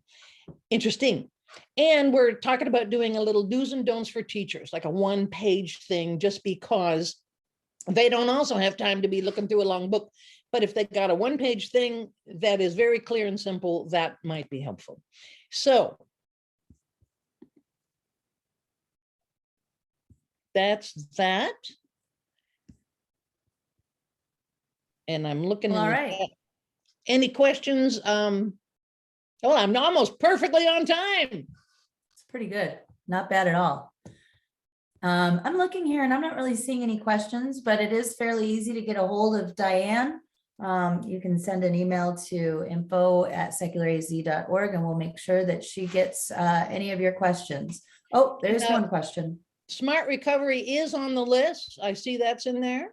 That's on the list. Okay. So if you know of U of A students who would be interested in reviving the UA SSA club, okay, great. So Debbie put her information there. Yes. They struggled, and I think the Flagstaff or the NAU group struggled as well during COVID. So if we can find somebody to revive those groups, I think that would be really great. And Debbie is probably just the person to make that happen. All right, so now on our agenda, we had sent out members. We received quite a few responses on our form. And so let's see, let's go ahead and do the word cloud. Yeah, thank you for that. We had questions that were multiple choice for you to help us prioritize, and I'll show those to you in just a minute. We also asked you to give some short answers in the form as well. And I went ahead and made a little word cloud with it. I figure since we are talking so much about education, the Apple symbol was perfect. And you can see where the priorities of our members are. Although I usually with the word religion, it said no religion or separation of religion. But you can kind of get a glimpse as to what the priorities of our members are who managed to fill out the form. And the form is still available. So if this doesn't look familiar to you, the thing that I'm about to show you, by all means, take your email, and I'm sure that it's there for our members and for those who signed up for today's seminar. So let me go ahead and share my screen for just a second. Let's see. Here we go. All right. So here we go. This is the member survey that we shared. I don't want to necessarily put everybody's emails up there. I like Google Forms because it puts everything into a nice little pie chart. We basically just broke it down into the different categories that we're focused on. The first one being constitutional law. It may be difficult for you to read some of these things and they're cut off. But overwhelmingly, the government funding of religious institutions and faith-based social groups was something that our members said they wanted Dianne and our legal team to keep a close eye on. I'm sure that with more, there's probably going to be even more voucher expansions and things like that. So this is something that we've become accustomed to fighting every single year. Going down to the next category is health. This one was a little bit more evenly broken down, but the top two were disclosure and religious refusal laws, and religious exemptions for women's health care. You know, a provider saying, well, no, that goes against my religion, so I'm not going to treat you. And then coming in third place is medical aid and death and dying, and we have a lot of folks who are working on that across the state. Next one, sound science. We only have 3 categories here. Overwhelmingly, bans on stem cell research, fetal donation, and related issues are something that matters to our members. Second is vaccine exemptions. And then third is health and safety standards for religious child care centers. And get what they mean, because in the comments, there were some folks who said, I'm not exactly sure what's going on, what this means. Feel free again to reach out to info@secularaz.org and we'll get back to you. Discrimination, number 1, overwhelmingly was state-sanctioned employment discrimination, LGBTQ, religious. Second was making sure that people in our LGBTQ communities can adopt and that they have marriage equality. And then we have conversion therapy and state-supported discriminatory youth groups. And then finally, the last one is education. And overwhelmingly, again, our members want to make sure that we continue to fight against school vouchers and stop the privatization of our public schools. And then second there was sound science education. We've seen lately what happens when people aren't educated about science. It's amazing how many scientific experts I know who went through the school of Facebook, but it's happening and they're spewing their misinformation everywhere. And they're even trying to keep our school board members from keeping students safe because of their anti-science rhetoric. And then finally, last one, religious endorsements and proselytizing in public schools. So those are our responses. I'm going to go ahead and Lindsay, if you want to take the screen back from me, I don't think I have to give it back up to you, do I? Oh, stop share. There we go. I got this. All right. All right. So next, let's see. I don't know. Okay, let's see. It's giving me a little thing. Someone else. All right. Sorry about that, folks. Okay, so here we go, our keynote speaker, and I want to just make sure that that our keynote speaker is actually here. I'm sure that Lindsay or Eric would tell me if he wasn't here, but I'm going to go ahead and start my introduction for the Congressman. So there are so many moments. Jeannie, yes. I'm actually, he has not logged in and I am trying to contact him right now. Oh, okay. Well, then let's see. Were there any questions as we're waiting for that to happen? Let's see if there were any questions in the chat here. Secular AA that is recognized by AA. Okay, please be aware of secular AA that is recognized by AA. I guess that means when you're filling out your court paperwork for folks who need to prove that they've gone to a recovery program. Yes, Karen, all of these upcoming programs organized by Dianne do look wonderful. Again, I don't know how she has enough time in the day. Eric has gone ahead and shared the policy priority survey again, in case you are one of the folks who didn't have a chance to fill it out. We still would like to get your input. Not seeing any more questions. Eric shared the invocations guide. You can also there find some of our invocations that have been shared in the past from Senator Mendez, the Satanic Temple, and others. Robert Peoples was one of the folks who had a secular invocation. There's talk in the chat about the Smart Recovery, which is a rapidly growing program. And of course, at the Humanist Center on Monday and Tuesday evenings, they also have Smart Recovery classes. I'm going to go ahead and check our panelists again. I'm not seeing the congressman here. However, I have noticed that there are some names that are repeated over. Oh, good. Richard, thank you for that. He says that there is also Life Ring Secular Recovery, and he's included a link in the chat. So thank you for that, Richard. We're still waiting to hear from Congressman Raskin. To go off of what Dianne was talking about earlier, we had, she mentioned the Know Your Rights booklets that we've been distributing. I've managed to get Know Your Rights booklets to every single school district, school board, superintendent in Maricopa County, because I just happen to have those connections and that contact information. However, I would really love if somebody would be willing to, in their respective counties, to put together a spreadsheet that's updated with school boards, the school districts in your county, the school board members, and the superintendents and other contact people for that.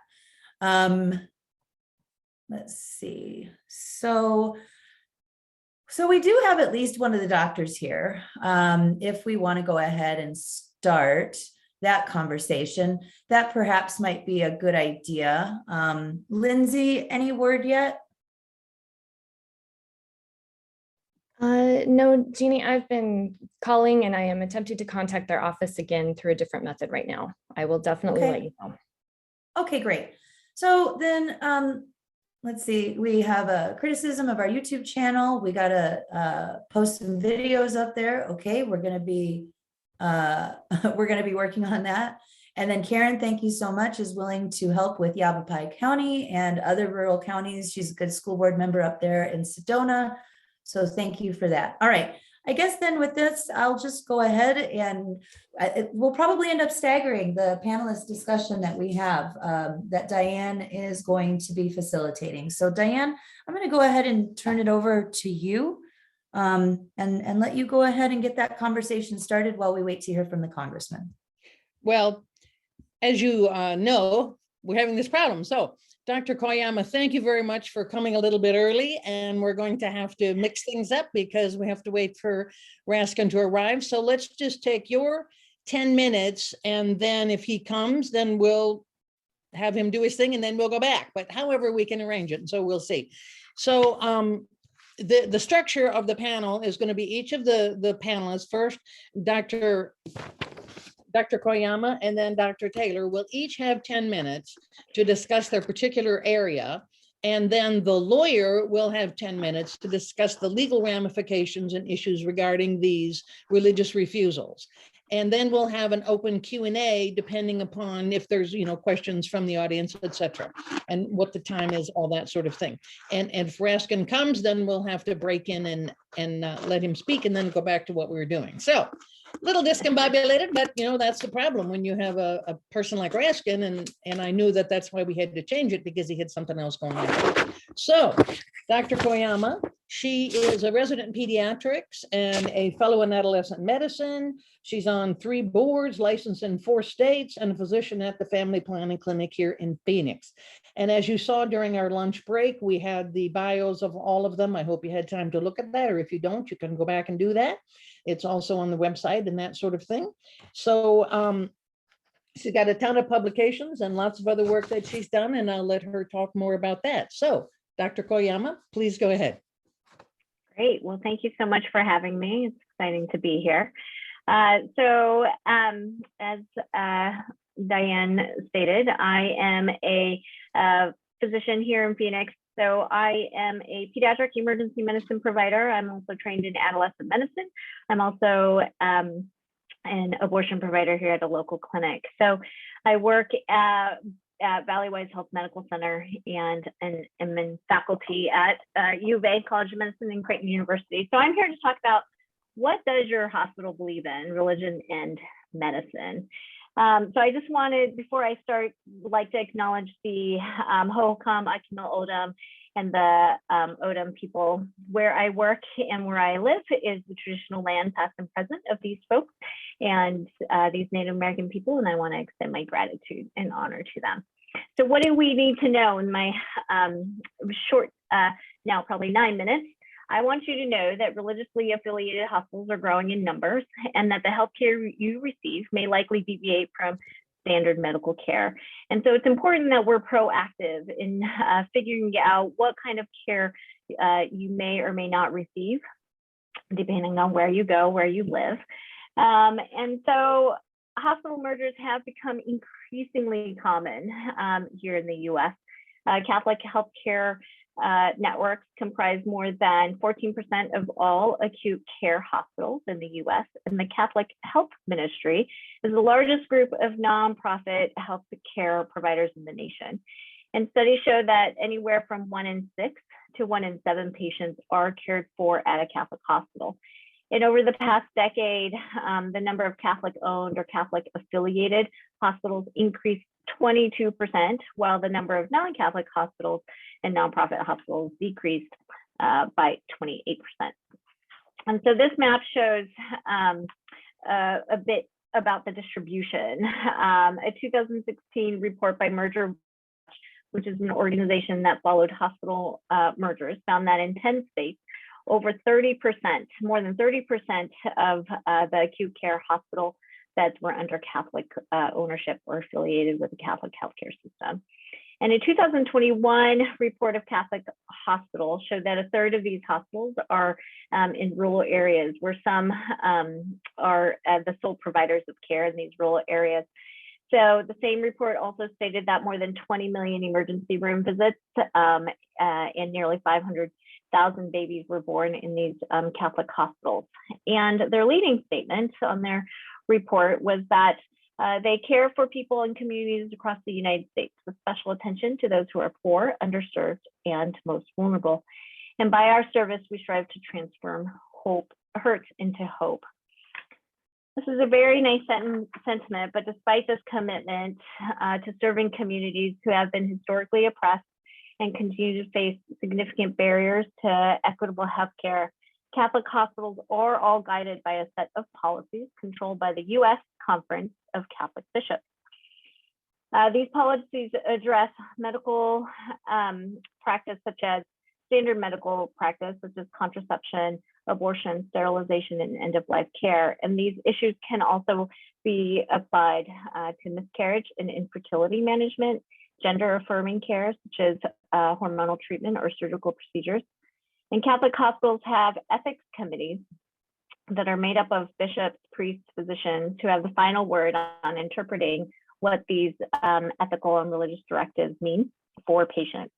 And all staff are required to abide by these directives. And some of these directives are attached to sales of hospitals, even if it's sold to a non-Catholic entity. So this happened at a hospital where I worked at.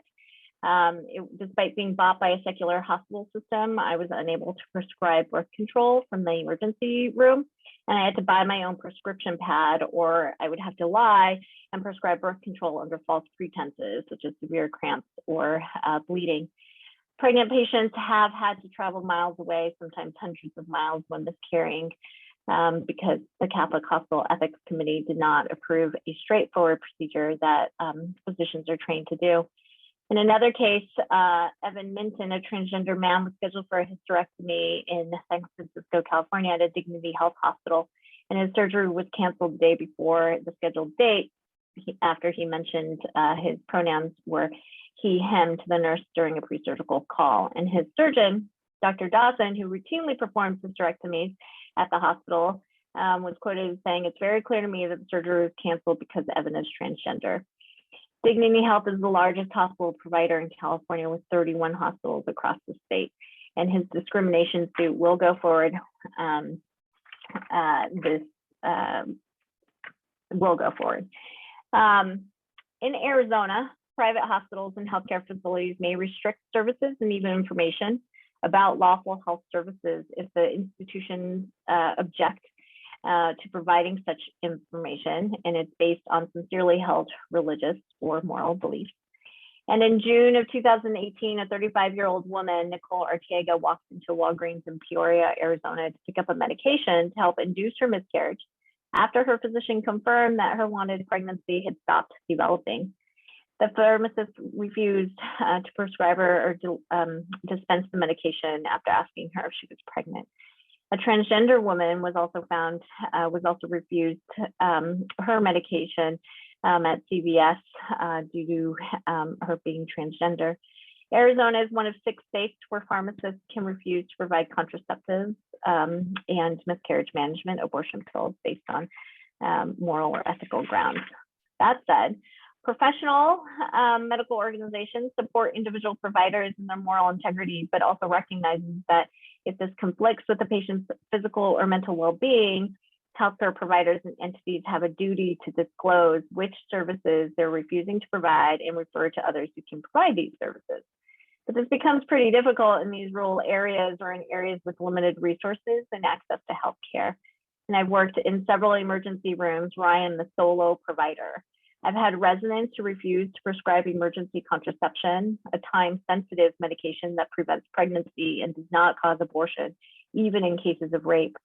Emergency contraception is standard of care, but females would not have access to this life-changing medication depending on who's working that day or where they present to care. I just wanted to also touch upon the words that we use when we talk about these kinds of clauses. Religious refusal clauses really focus on the rights of the healthcare worker, and it ignores and erases the patient's bodily right to bodily autonomy and the right to privacy about discussions and decisions that have been made between the patient and their physician. So when we speak about these clauses or pieces of legislation, it's important that we label them as they are: refusals of care, not conscientious objection. There's nothing conscientious about neglecting to inform patients about services they may not be able to receive or refuse standard medical care that a patient desires or needs. And since the 1970s, after Roe versus Wade, when such clauses came into existence, the term healthcare provider has expanded to include pharmacists, nurses, front desk staff, anyone working with a healthcare facility. So this may include a nurse who refuses to take vitals of a transgender patient, or a housekeeping staff who refuses to turn over a surgical suite for a pregnant person in need of surgical removal of a non-viable fetus to save her life. And in 2018, the U.S. Department of Health and Human Services purported to enforce pre-existing refusal laws that protect the rights of certain employees of healthcare institutions that receive federal funds to refuse to participate in certain healthcare procedures based on their religious or moral objections. This was struck down in the courts and is not currently enforced. And so what can we do about this, and what should folks know when seeking medical care? So I think it's important for people to do a typical Google search, even though I'm not a big fan of patients who come and say, well, I saw on Google, but do your Google search and look online, see if they publish, the hospitals near you publish their ethical and religious doctrines. It can take several clicks and a lot of sleuthing to figure it out. but it's important for you to know and for you to be able to seek care at hospitals where you can receive the care that you want. Many hospitals don't mention these ERDs, and the majority of states do not require hospitals to disclose services that they refuse to offer. But you can ask concrete and specific questions as listed below of your physicians and your healthcare, where you receive healthcare. You can watch out for mergers and places. There's a famous case in Sierra Vista where a pregnant woman was denied a tubal ligation after her C-section, despite the fact that any future pregnancies could threaten her life. After the local hospital joined a Catholic healthcare system. And so being aware, attending meetings, community meetings, city and state meetings that discuss these mergers is incredibly important. We can also advocate for changes in state laws. So our religious refusal law, we could fight to repeal them. Tucson, Arizona State Representative Pamela Powers Hanley proposed legislation that requires healthcare entities and healthcare workers to disclose upfront whether they will refuse to provide legal drugs and services that are within their scope of practice due to their deeply held religious beliefs. And she named it as a buyer beware or a patient's right to know law.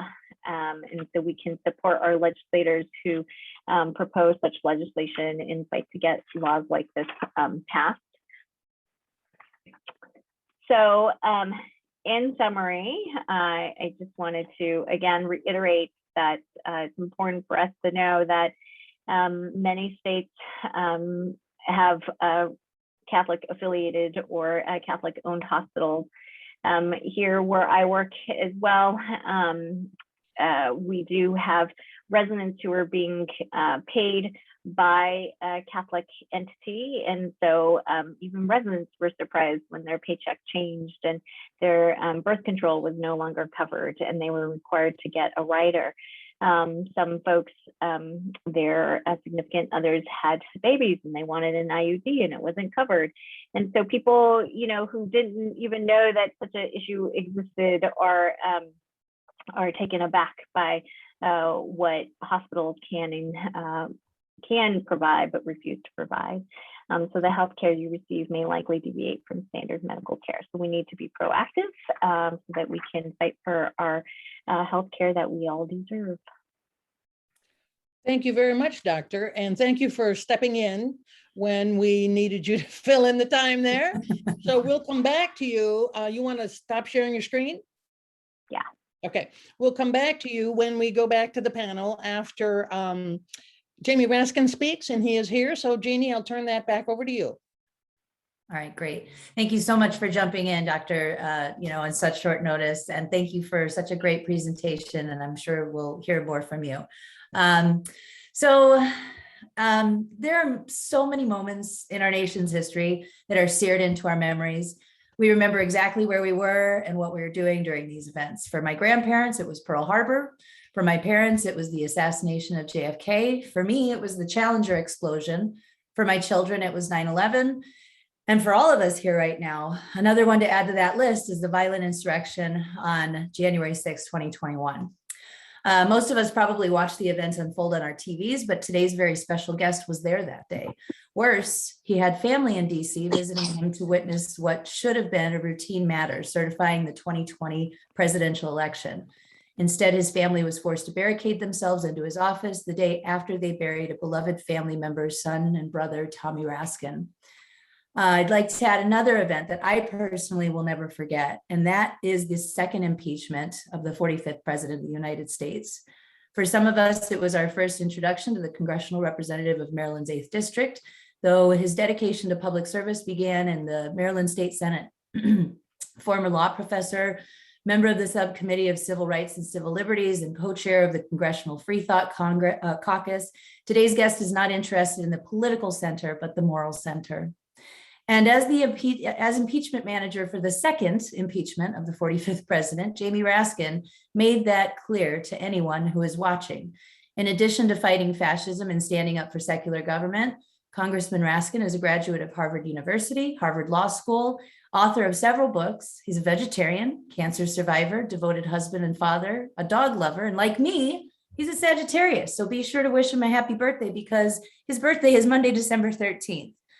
I can't believe that I get to introduce this incredible public servant, but here goes. So everyone help me welcome Maryland Congressman Jamie Raskin.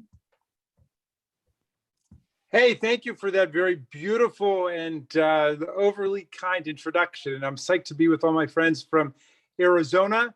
You guys are very much on the mind and in the hearts of the country. We're counting on Arizona to help pull us through on everything from, infrastructure to Build Back Better to the 2022 elections. And the future. So thank you for standing strong for secular values and political morality in Arizona. And I'm happy we can do Q&A, or you can just tell me to start free associating, and I will. I'm happy always to talk about secular democracy. Well, I thought it was going to be free association, and I know that they would much rather hear you speak than me. So please, by all means, Congressman, go ahead and free. Well, look, I appreciate that. Let me say this.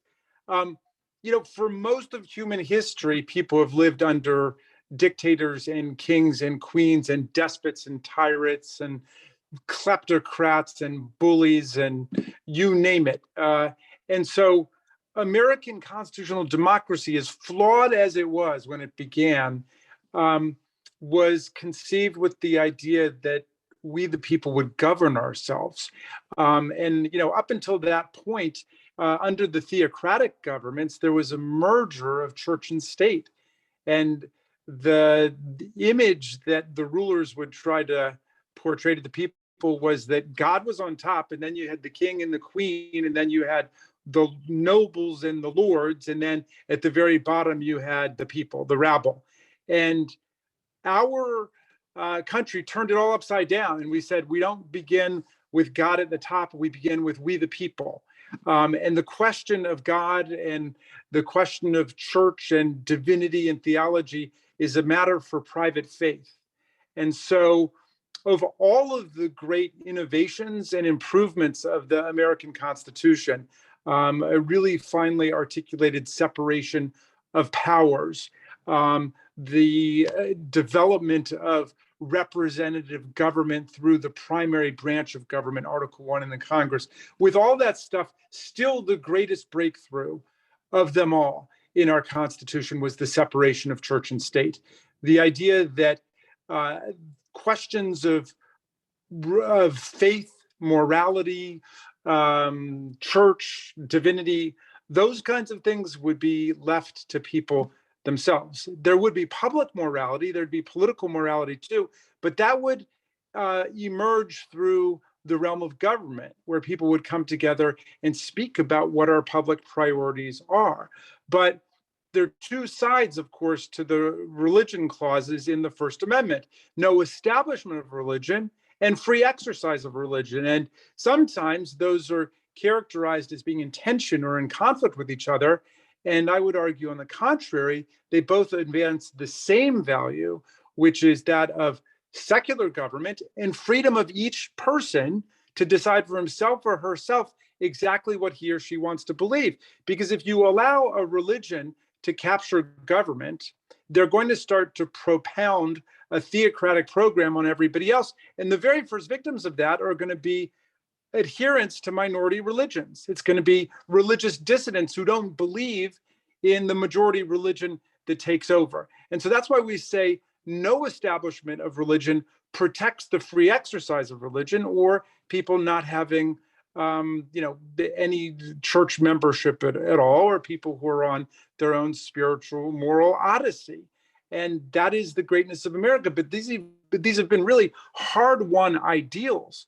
I mean, the Supreme Court did not even determine that public schools couldn't force kids to pray until 1962 in Engel versus Vitale. I still have colleagues in the House of Representatives who get up and say that the moral downfall of America was Engel versus Vitale, when the Supreme Court banned prayer in the public schools. But as I like to say, as long as there are pop math quizzes, there will be prayer in the public schools. Anybody can pray whenever he or she wants to. It's just that government bureaucrats cannot write out a religious script according to this or that religious tradition and then dictate it to all of the kids who are in the classroom. And of course, in Engel versus Vitale, those were Catholic kids who were objecting to a Protestant prayer that was being imposed on everybody through the principals and the teachers and so on. So it's a daily struggle for us to remind people about the separation of church and state, and to remind people that the greatness of America is the fact that we have a struggle for reason and science and data and empirical progress that's measurable by secular data and not by this or that minister or rabbi or imam telling us that we're either making progress or we're all going to hell. You know, so look, I feel as if more and more people are rediscovering the secular character of the American Constitution, which of course does not mention God, much less establish a church or establish a monotheism. But this is a continuing struggle that people have to rediscover all the time. I will say that the recovery of secular principles is completely congruent with the recovery of reason, as opposed to superstition, disinformation, conspiracy theory, and lies, because all of those are also an attack on the sovereignty of reason in public places. And when you go back and you read Jefferson and Ben Franklin and John Adams and James Madison, as flawed as each of them may have been in his own way, all of them did believe that we needed to have reason govern in public places. And, you know, sometimes my more theocratically inclined colleagues will say, well, you're saying that now because it's the Jerry Falwell Juniors and so on, but you didn't say that about Reverend Martin Luther King. And of course, I don't say it about Reverend Martin Luther King because Reverend Martin Luther King was inspired by profound spiritual and moral and religious ideals, but he never took them into the public place in order to impose prayer in public schools or in order to adopt an official religious doctrine. On the contrary, he was fighting for the Civil Rights Act of 1964 for equal treatment in places of public accommodations, in the hotels and motels and restaurants. He was fighting for the Voting Rights Act of 1965, the universal secular democracy that we're still fighting for today. So I'm not saying that religious people don't belong in the public square. They absolutely do. Everybody belongs in the public square, and you can bring with you all of the values you have from all of the experiences and beliefs and values that you have engaged in your life. But what you cannot do under the American Constitution is impose a theocratic program on other people, much less can you exempt yourself from universally applicable public laws by saying, well, you don't believe in it. For example, you don't believe in the civil rights laws because you hate interracial marriage, and therefore you're not going to allow interracial couples to come into your restaurant, or you're not going to allow gay or lesbian couples to come into your restaurant. You don't have a right to do that. I mean, that's just been established, just as you don't have a right to discriminate on the basis of race or religion or what have you. Religious free exercise is not a license to discriminate against other people. So why don't I finish there and I yield back, and I'm happy to take a few questions before I've got to go talk to our friends in Nevada. Okay, oops. All right, my computer's lagging just a little bit. So we do actually have a question, and this is coming from Philip Lentz, who is the former chair for Secular Coalition for Arizona. Philip says, and by all means, if anybody has a question, you can go ahead and put them in the chat or in the question and answer section. The media, other than Fox, has done a fair job of talking about the role of white supremacists in recent violence. There is some coverage of Christian nationalists. Are the members of Congress seeing how the Christian nationalists and the white supremacists are one and the same? Good question. But let me just disagree the tiniest bit. I don't know that they're one and the same, but they're certainly very close cousins. And when you look at Here's the way I think about January 6th for anybody who wants just a simple mechanism for conceiving of it. There were 3 rings of activity. The largest ring was the outer ring, where tens of thousands of people were drawn to Washington by Donald Trump's call for a wild protest. And so people came in, and many of them were motivated just to participate in what they thought would be a nonviolent protest. But that demonstration became a riot, and thousands of people participated in it.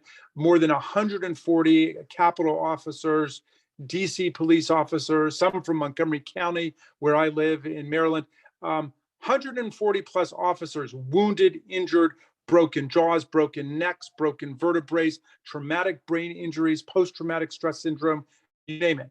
Okay, there's a story there to be told about the social media and what was happening on Facebook and Twitter, and the January 6th Select Committee is going to get into that. The middle ring was made up of the Oath Keepers, the 3 Percenters, the Proud Boys, the Aryan Nations, the Ku Klux Klan, the militia groups, Christian nationalist groups, the QAnon networks, and all of which is to say there were many rooms in the mansion of the right-wing insurrection and attack on American democracy that day. And there's no doubt that white Christian nationalism was a featured part of the activity. At the very inner ring of January 6th was a political coup. And it's a weird word to think of in American political parlance because we don't have a lot of experience with coups in American history. And we think of a coup as something taking place against a president. This was a coup organized by the president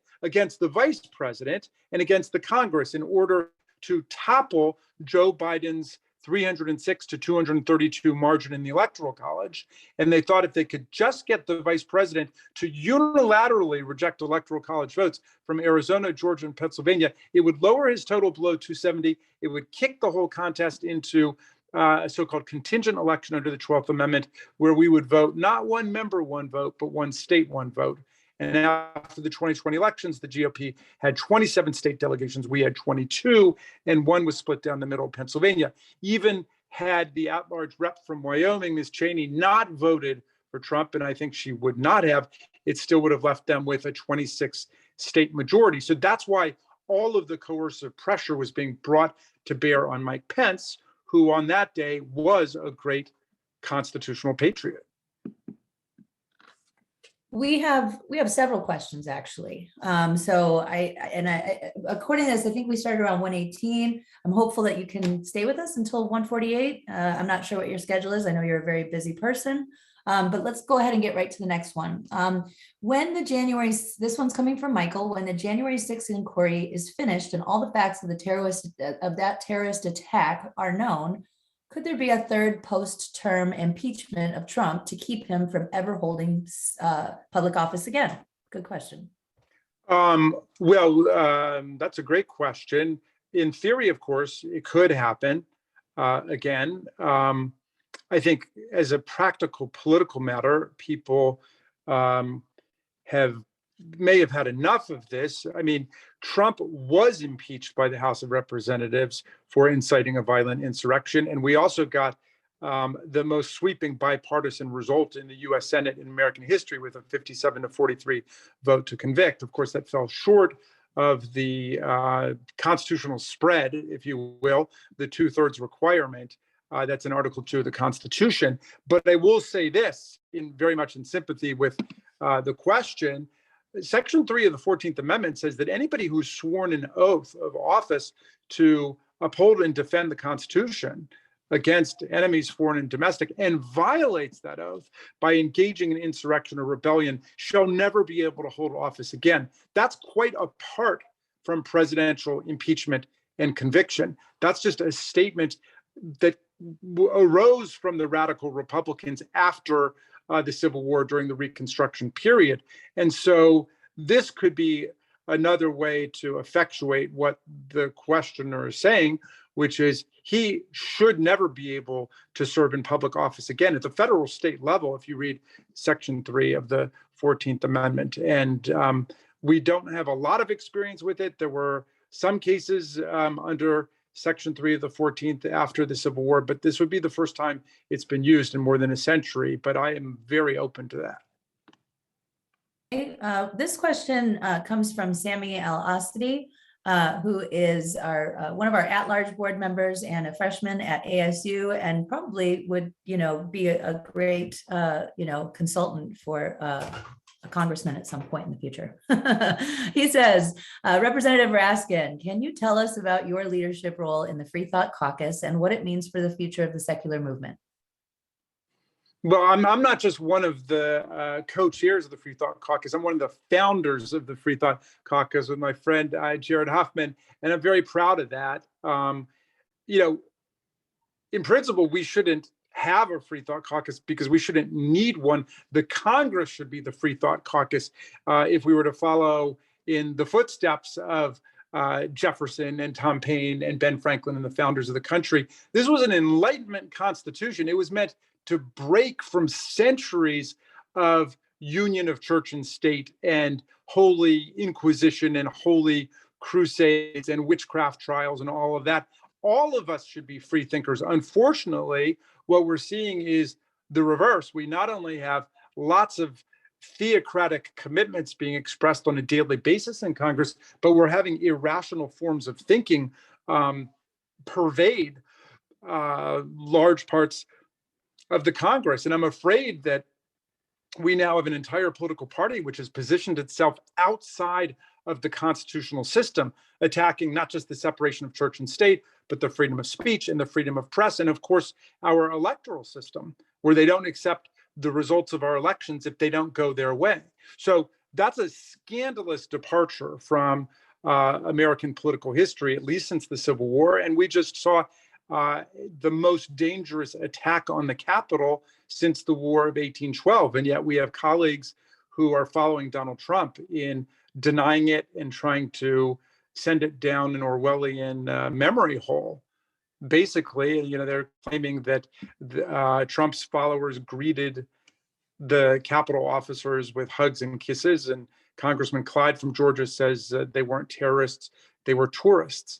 I mean, that's just deranged, cultish thinking. And we do have a political party today which operates a lot more like a religious cult than it does a modern political party. And I tell my colleagues, when all of this is done with, you guys are going to be fit only for selling flowers and incense at Dulles Airport. I'd like to see that. I'm trying to get a diverse number of questions here, so I'm kind of bouncing back and forth. This one actually comes from Debbie Allen from Secular Coalition for America. Her question is, what is standing in the way of Congress demanding that the IRS enforce the Johnson Amendment?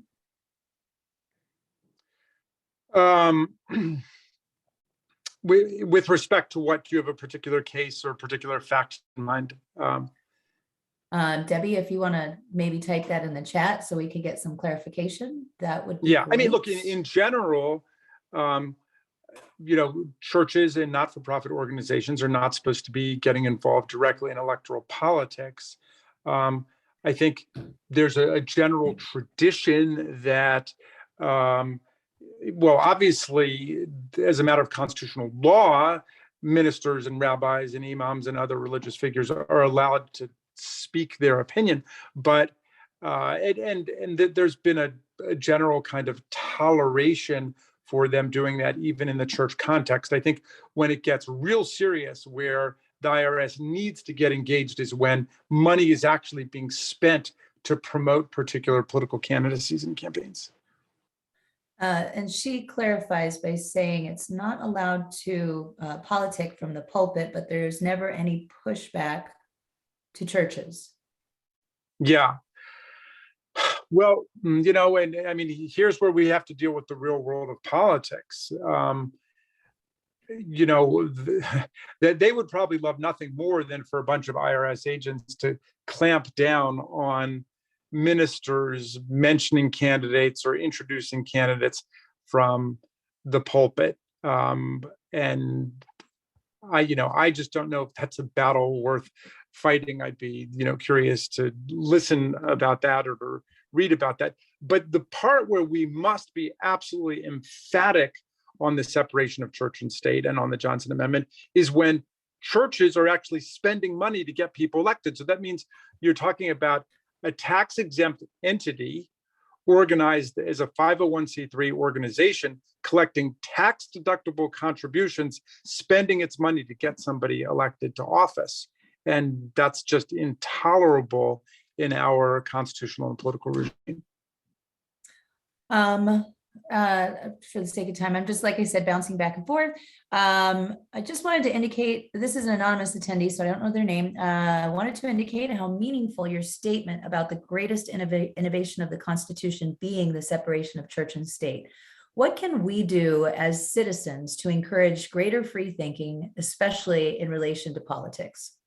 Well, thank you for that lovely remark and for that question. I mean, look, free thinking, I'm sorry, free thinking today is just thinking, really, when you think about it.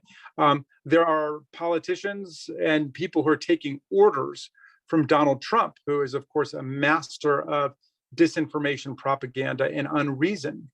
And he's not the only one. There are other voices across the political spectrum who are speaking to unreason and anti-science and superstition.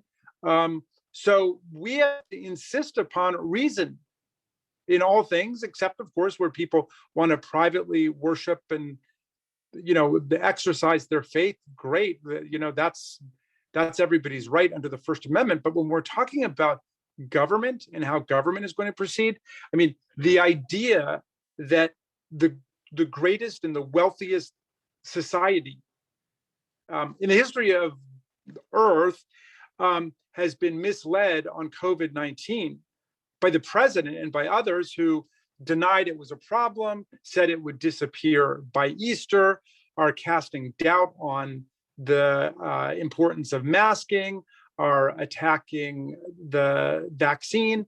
I mean, it's outrageous. It's almost unspeakable what they have done to us.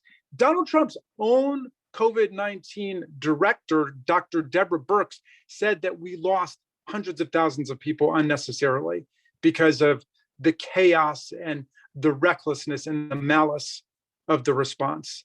And then Donald Trump, of course, got COVID-19 and became a super spreader himself, as Chris Christie is complaining about this weekend. And they were in denial about what was taking place. And by the way, with all of their propaganda about the Chinese government, which may have indeed covered a lot of stuff up, Donald Trump was covering up for the Chinese government because on 19 different occasions that I count, he said that China was doing a great job with COVID-19 and he was working with them as a partner, and there was no problem there. And now they turn around and want to blame it on China when Donald Trump was the Chinese Communist Party best friend there, just like he was Vladimir Putin's best friend, just like, he supports every autocrat and despot on earth, whether it's Orban in Hungary or Duterte in the Philippines or El-Sisi in Egypt. You find me a dictator and a bully who uses irrationality and magic and superstition to control the population along with violence, and I will find you a friend of Donald Trump and an enemy of American democracy. And I'm thinking this may be our last question, and I'm picking this one selfishly because I am a lifelong educator and I'm very curious about this case too. What are the implications of the Supreme Court case on public funding of religious schools? This one scares me.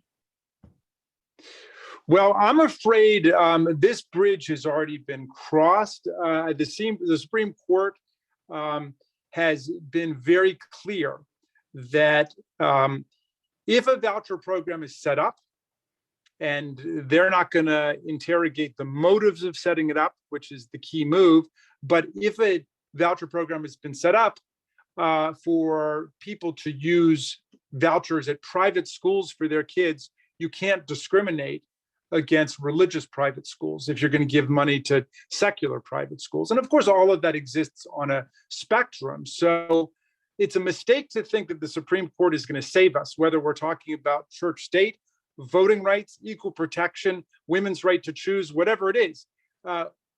People who have a Jeffersonian secular, a Frederick Douglass and Tom Paine imagination and mentality. You've got to get involved in politics, because if a voucher program is set up for people to take public money and to put it into private schools, it's going to apply across the board. And I wouldn't waste any time at this moment thinking that we're going to be saved by Chief Justice Roberts or my constituent Justice Kavanaugh or any of them. I mean, they're very clear about that. That means we've got to reinvest in the public schools and say that public money should go to public schools. And if people want to spend their own money going to private school, they've got a right to do that. But let's make our public schools well-funded and as excellent as possible, and standing up for common values that we have. And that's why public schools are one of the great achievements of American democracy, but constantly under attack by the right wing.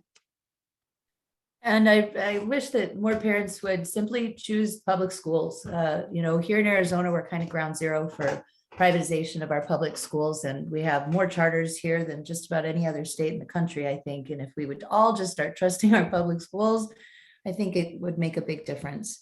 With that, we have about 1 minute left before we get back to our medical panelists. So do you have any closing words for us, Congressman? To give us some hope today. We all need hope. No, well, thank you. My dad used to say, when everything looks hopeless, you're the hope. And you guys are the hope. Your activism, your engagement, your intelligence, that is the hope. And we've got great young generations coming along. It's almost a race between these young generations and what's a commanding majority in America for democratic values versus the attempt of one political party to manipulate the entire political process with voter suppression, gerrymandering of our congressional and state legislative districts, the manipulation of the legislature by the filibuster, and of course, right-wing court packing and judicial activism. So what I believe we've got going for us is the people, and we've got to motivate the people. We got to galvanize the people. We got to educate the people, and we've got to get everybody engaged. So thanks for what you're doing, and I hope to see you guys in person in Arizona one of these days. Well, thank you so much, Congressman. I know everybody really appreciates you taking the time out of your busy schedule. Go back and save democracy, because I know you're really busy. And thank you so much for coming to our meeting today. Take care. Thanks, everyone. And with that, I'm going to go ahead and turn it back over to Dianne Post, our head of legal. And she is going to continue with the panel discussion. So go ahead, Dianne, take it away. Okay, as you know, we've had our first panelist speaker while we were waiting. So our next speaker is Dr. Deshawn Taylor. She is an MD, an MSc, and an FACOG, which I don't even know what that is, but it's a board, and she's a board certified OBGYN and a clinical professor, and she's the owner of Desert Star Family Planning in Arizona. So take it away, Dr. Taylor. Thank you, Dianne. So a lot of alphabet soup there, but the FACOG is the board certified OBGYN part. So that's what that stands for. And so thanks for having me. I am very happy to talk a bit more about religious refusals as a provider of abortion services and general well care for women, and also a gender affirming care provider. I definitely have a perspective on how patient care is impeded by these conscious clauses and religious doctrines. I did put together a few slides, so I'm going to set that up and then share my screen. And I missed the other doctor's presentation, and so please forgive me. I was hoping to hear hers and then make any adjustments to mine so that we wouldn't have too much overlap. Well, you know, we had to change the time, so it wasn't your fault. So let me go ahead and get myself set up here.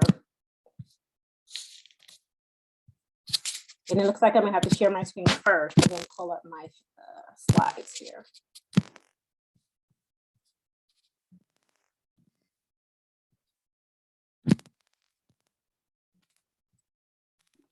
And again, for all of you watching, Dr. Taylor's bio and detailed information was in the slides given during the lunch break and also on the regular website.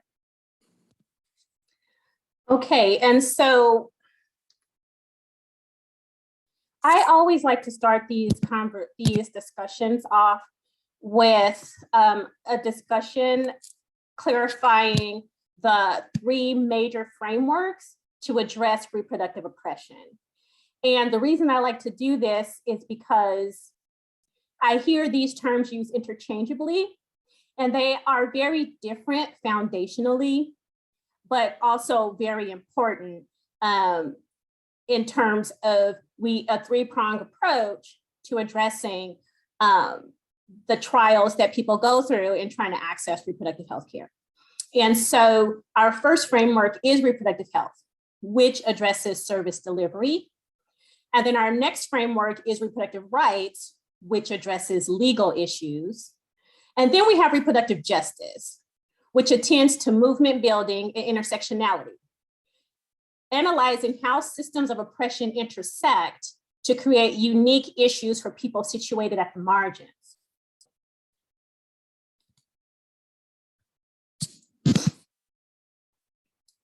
And so reproductive justice as a framework includes the right to bodily autonomy, the right to have children under the conditions we choose, the right to not have children through abstinence, contraception, or abortion, the right to parent the children we have in safe and sustainable communities. And so across the United States, women and pregnant people are being denied needed reproductive health care because their hospitals, HMOs, pharmacies, employers, and healthcare providers are using religious doctrine or moral beliefs to restrict access to medical information and services. The intersection of law, medicine, and morality in the health system in the United States poses a serious threat to reproductive justice.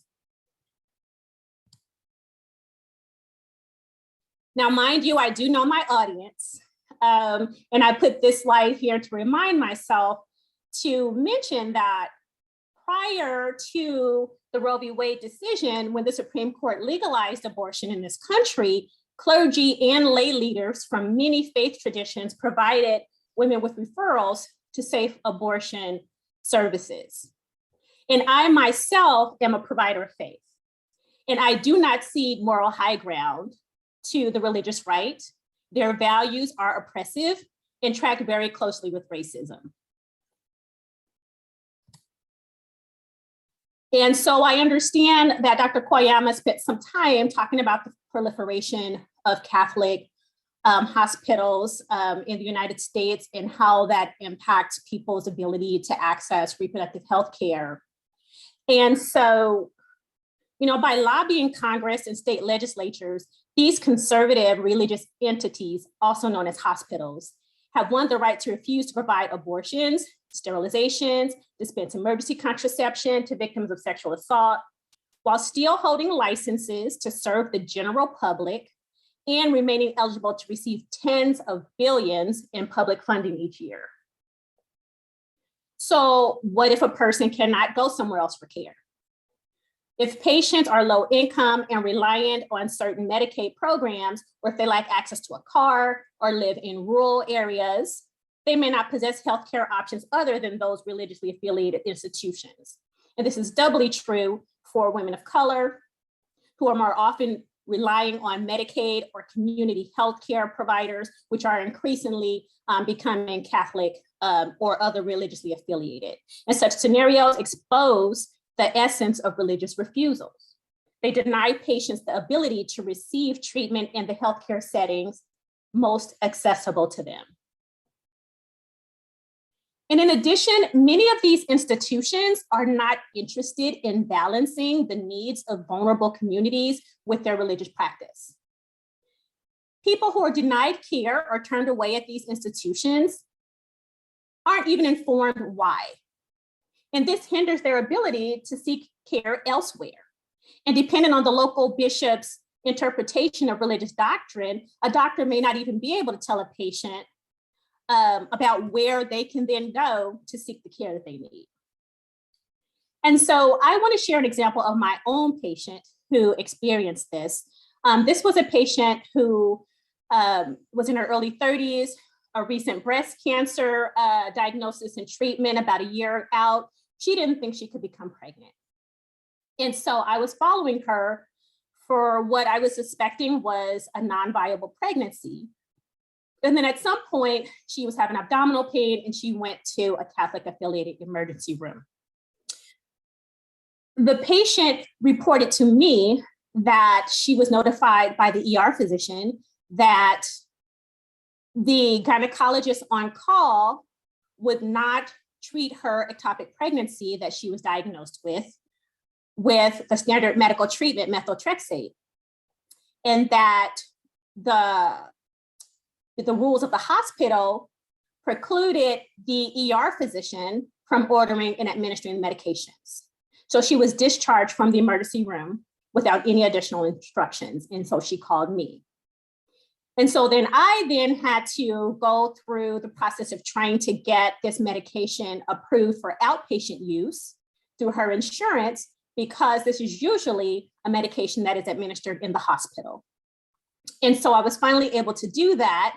But in the interim, I told the patient if she started having worsening pain or bleeding to go to the university hospital so that we can ensure that she would be cared for adequately. I ultimately was able to get the authorization. I gave the patient the medication in the clinic, but 24 hours had passed. And so this was 24 hours of opportunity for her ectopic pregnancy to rupture her tube and threaten her life. And so, public policymakers have all too often protected the religious freedom of healthcare providers at the expense of the patient's religious freedom and rights to reproductive justice. Individual health providers, including pharmacists, physicians, nurses, and by extension, other types of healthcare workers, have won the right to use conscious clauses to refuse care. A story went viral a couple of years ago here in Arizona and was picked up by several national news outlets.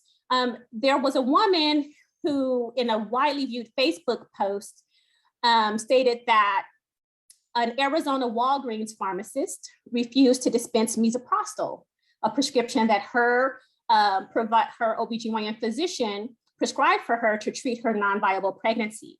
And he refused this due to his ethical beliefs.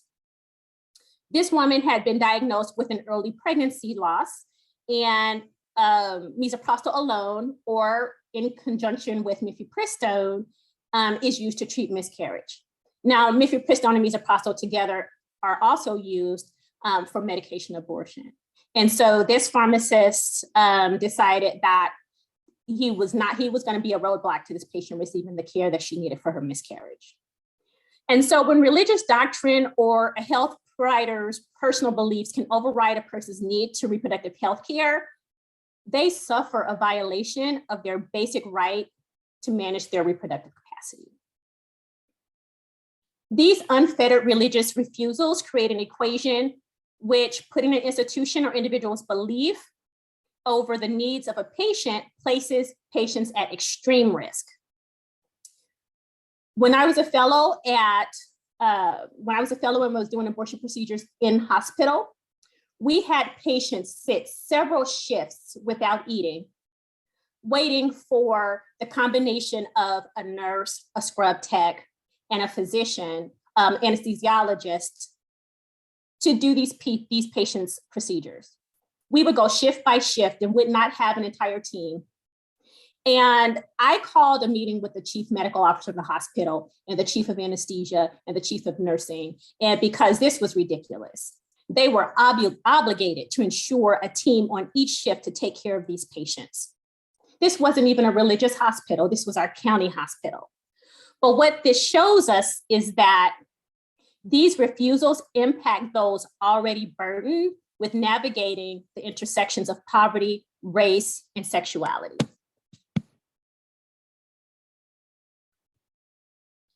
Religious refusals harm people already facing discrimination or systemic abuse. Religious refusals show discrimination to be protected by law often while the organization receives taxpayer money. The majority of Americans oppose allowing doctors or other healthcare workers to deny treatment on religious or moral grounds. And this is according to a survey that was done by National Women's Law Center. And so as physicians, we pledge to do no harm.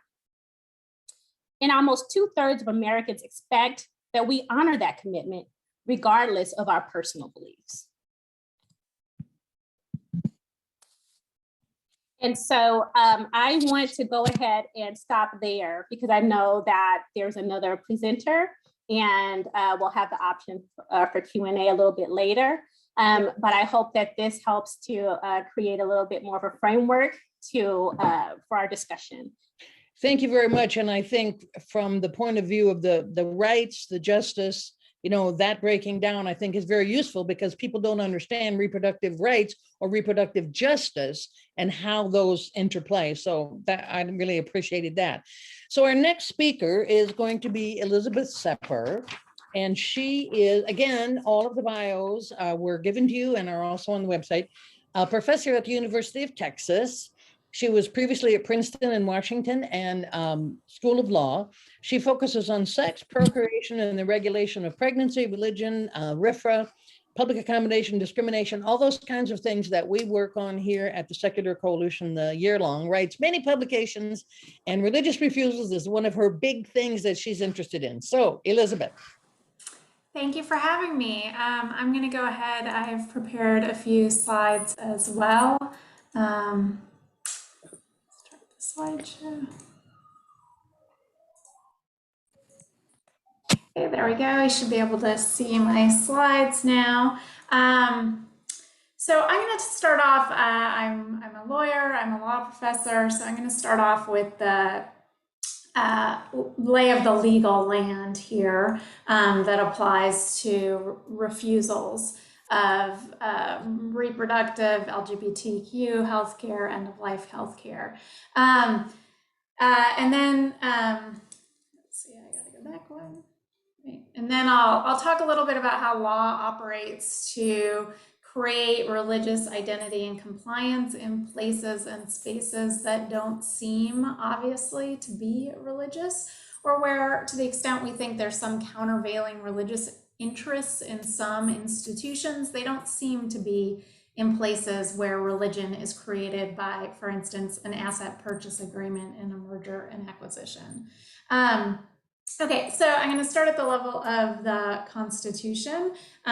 We also have statutes that protect religious believers, allow them to seek exemptions in court, and then there are statutory exemptions as well, and we see these at both the national and the state levels. So of course we have the First Amendment here that theoretically used to respect, provide that we could not establish religion now under Supreme Court doctrine, much less clear that that's so, but also prohibits or prevents imposing burdens that prohibit free exercise. In 1990, so between 1963 and 1990, in terms of the free exercise clause, the Supreme Court interpreted the free exercise clause as offering relatively extensive protection, where a law imposes a substantial burden on the free exercise of religion. But in 1990, the Supreme Court switched gears in a case known as Employment Division v. Smith, and held that the free exercise clause doesn't bar the application of neutral, generally applicable laws to religiously motivated acts. There are state constitutional provisions, however, that may apply differently. So in response to the Smith decision, the Congress passed the Religious Freedom Restoration Act, and a number of states have state versions of this act, though sometimes interpreted slightly differently. And the stated purpose of RFRA was to restore the law to what it had been before 1990. And because plaintiffs face a lower burden under RFRA than under the First Amendment as interpreted by Smith, it's mostly, though not entirely, RFRA that's central to recent litigation, for instance, about most of it about rights to deny wedding services to same-sex couples, though there's also been First Amendment claims and denial, for instance, of contraception. We then have statutory exemptions of a variety of kinds, right? So the Congress or state or locality will pass a law and put right in the statute an exemption. For the purposes of religious refusals in the healthcare space, those are known colloquially as conscience clauses. So up top here you have the Federal Church Amendment, named for Senator Church, not for houses of worship, that provides some protection for institutions and for individuals who don't want to participate in sterilization or abortion. You have a fairly typical state law below out of New Jersey, and what's to note is that these laws do a couple things. They work as employment law, preventing institutions from firing or hiring people based on their willingness to perform sterilizations or abortions. They also provide immunity from disciplinary action, and perhaps, I think most troublingly, provide immunity from civil liability or criminal liability, and civil is probably the main concern, right? It's not entirely clear why one should be able to refuse to provide reproductive health care and actively then harm someone in the tort sense of inflicting a physical injury on them and then not allow that person to recover anything in damages. Now, these laws have broadened over time, and Dr. Taylor sort of flagged some of the ways they were broadening. So this is Mississippi's law, which was written by Americans United for Life. And it's at the very far end, really jaw-droppingly broad, immunizing from liability any provider who refuses anything or refuses any information. But in other states, we've seen moves toward pharmacist, conscience, exemptions and extensions from abortion to sterilization to contraception and end-of-life care, and sometimes beyond that still. So I want to talk a little bit about what this, so that's the legal framework, and now I want to talk a little bit about the market reality and the way that law is working there. So as we know, many institutions are Catholic affiliated, many others also refuse certain forms of reproductive and end-of-life care, but the Catholic affiliated hospitals are the most successful market player. To give you a sense, this is slightly dated now, 2016, but this is the percentage of beds in Catholic-owned or affiliated hospitals. So in some states, extremely high percentages of hospital beds where religious restrictions apply to the care, to the information, and so on that patients can get in those locations. And these giant healthcare chains, and the dark ones here are the ones that are Catholic affiliated, they're truly enormous at this point as part of a trend toward healthcare consolidation. And so what this means is that horizontally, we see a lot more religious restrictions applying across, but we also see them coming down because these health systems have now purchased physician groups. This is also a trend in healthcare consolidation. And with that trend, physicians that used to be able to practice care in their own offices, consistent with their own ethical obligations, may be subject to religious restrictions on the care they can provide. And there's a lot of notions that we have somehow, nuns in full habits caring for patients, but that's not the reality of the modern healthcare system, where there's very few religious people involved within the institutions. In fact, these are modern entities. Most people don't know what religious restrictions apply. So I just have a couple minutes. So I want to talk about the phenomenon of contracting for religion. This is the area I've done quite a bit of research on.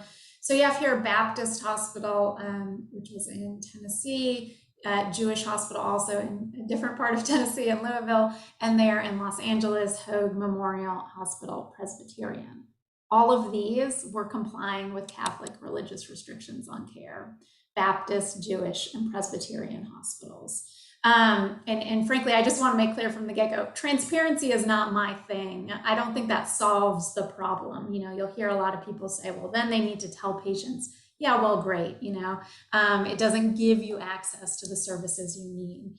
So this was all done through contract. We're increasingly seeing Catholic healthcare form, even and this is a new requirement in their own ethical and religious directives, when they enter into even very loose partnerships with non-Catholic institutions, they now are required to make those partners comply or get those partners to agree in a legal instrument to comply with various religious restrictions on care. This is new as of the 2018 version of the Catholic religious directives.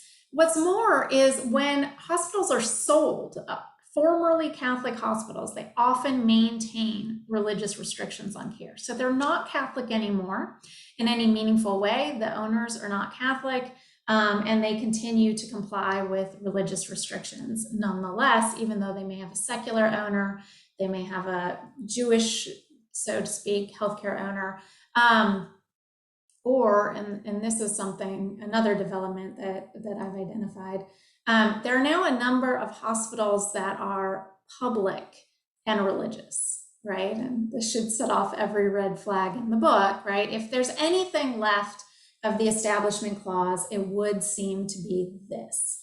Del Seaton Medical Center at the University of Texas. We've identified others, my co-author, James Nelson and I, the University of Michigan, the University of Maryland, and a number of other academic medical centers that now have combined religious authorities and public authorities that are jointly governing, jointly operating these institutions with the public name right next to cross and religious restrictions in place on the care that's provided in those facilities. And these are all structured by, of course, contract and asset purchase agreements.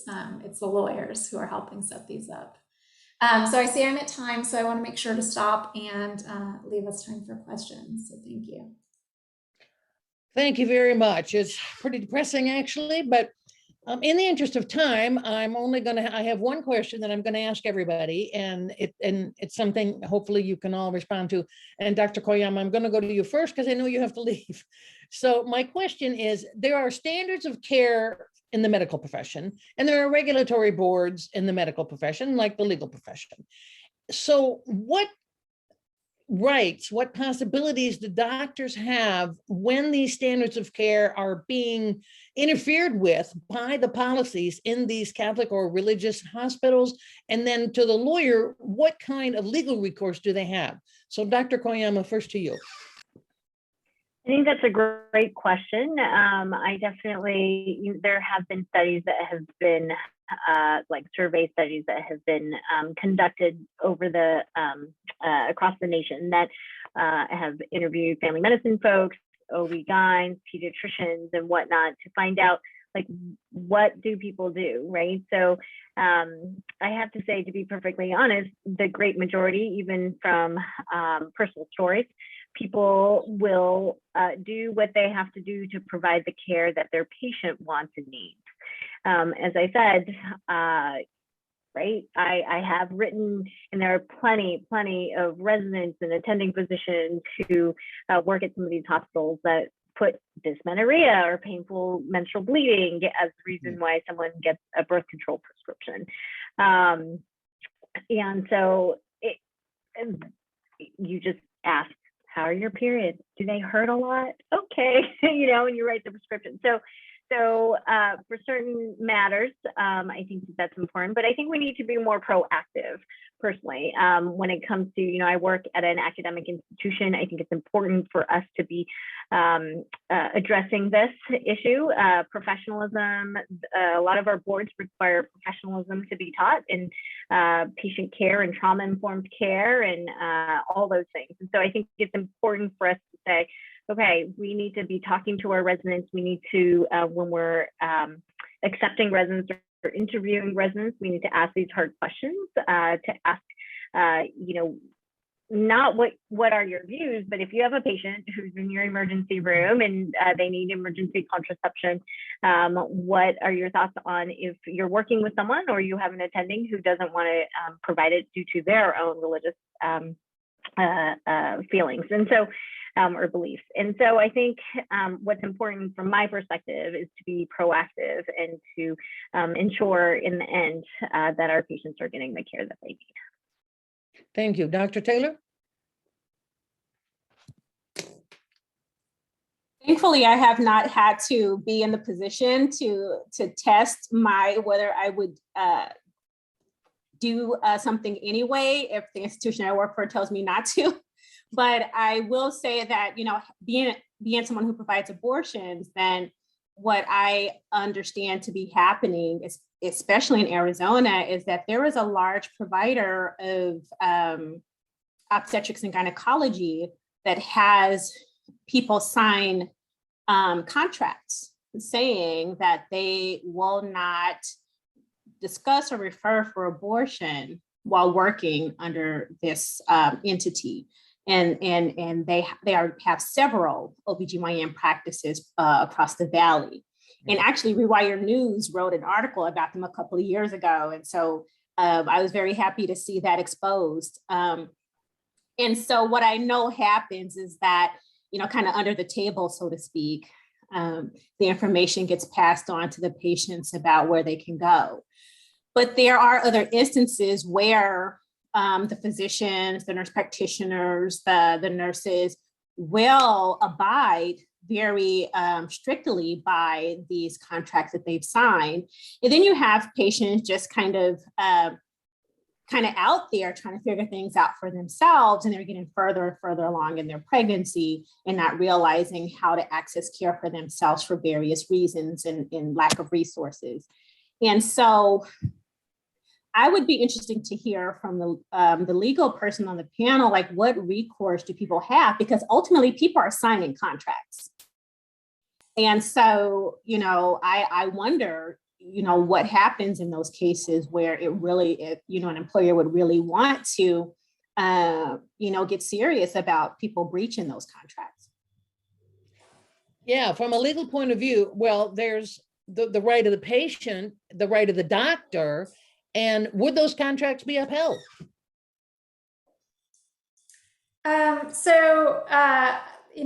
From a legal perspective, I would say that doctors should be much more careful about the documents that they're signing. I think they often act like they're small children entering into contract relationships, right? They don't negotiate, they don't actually read, they will get assurances like, of course you can provide contraceptives. It says right there in your contract that you're complying with the ethical and religious directives. Like that doesn't include dispensing contraceptives. I'm sorry, it just doesn't.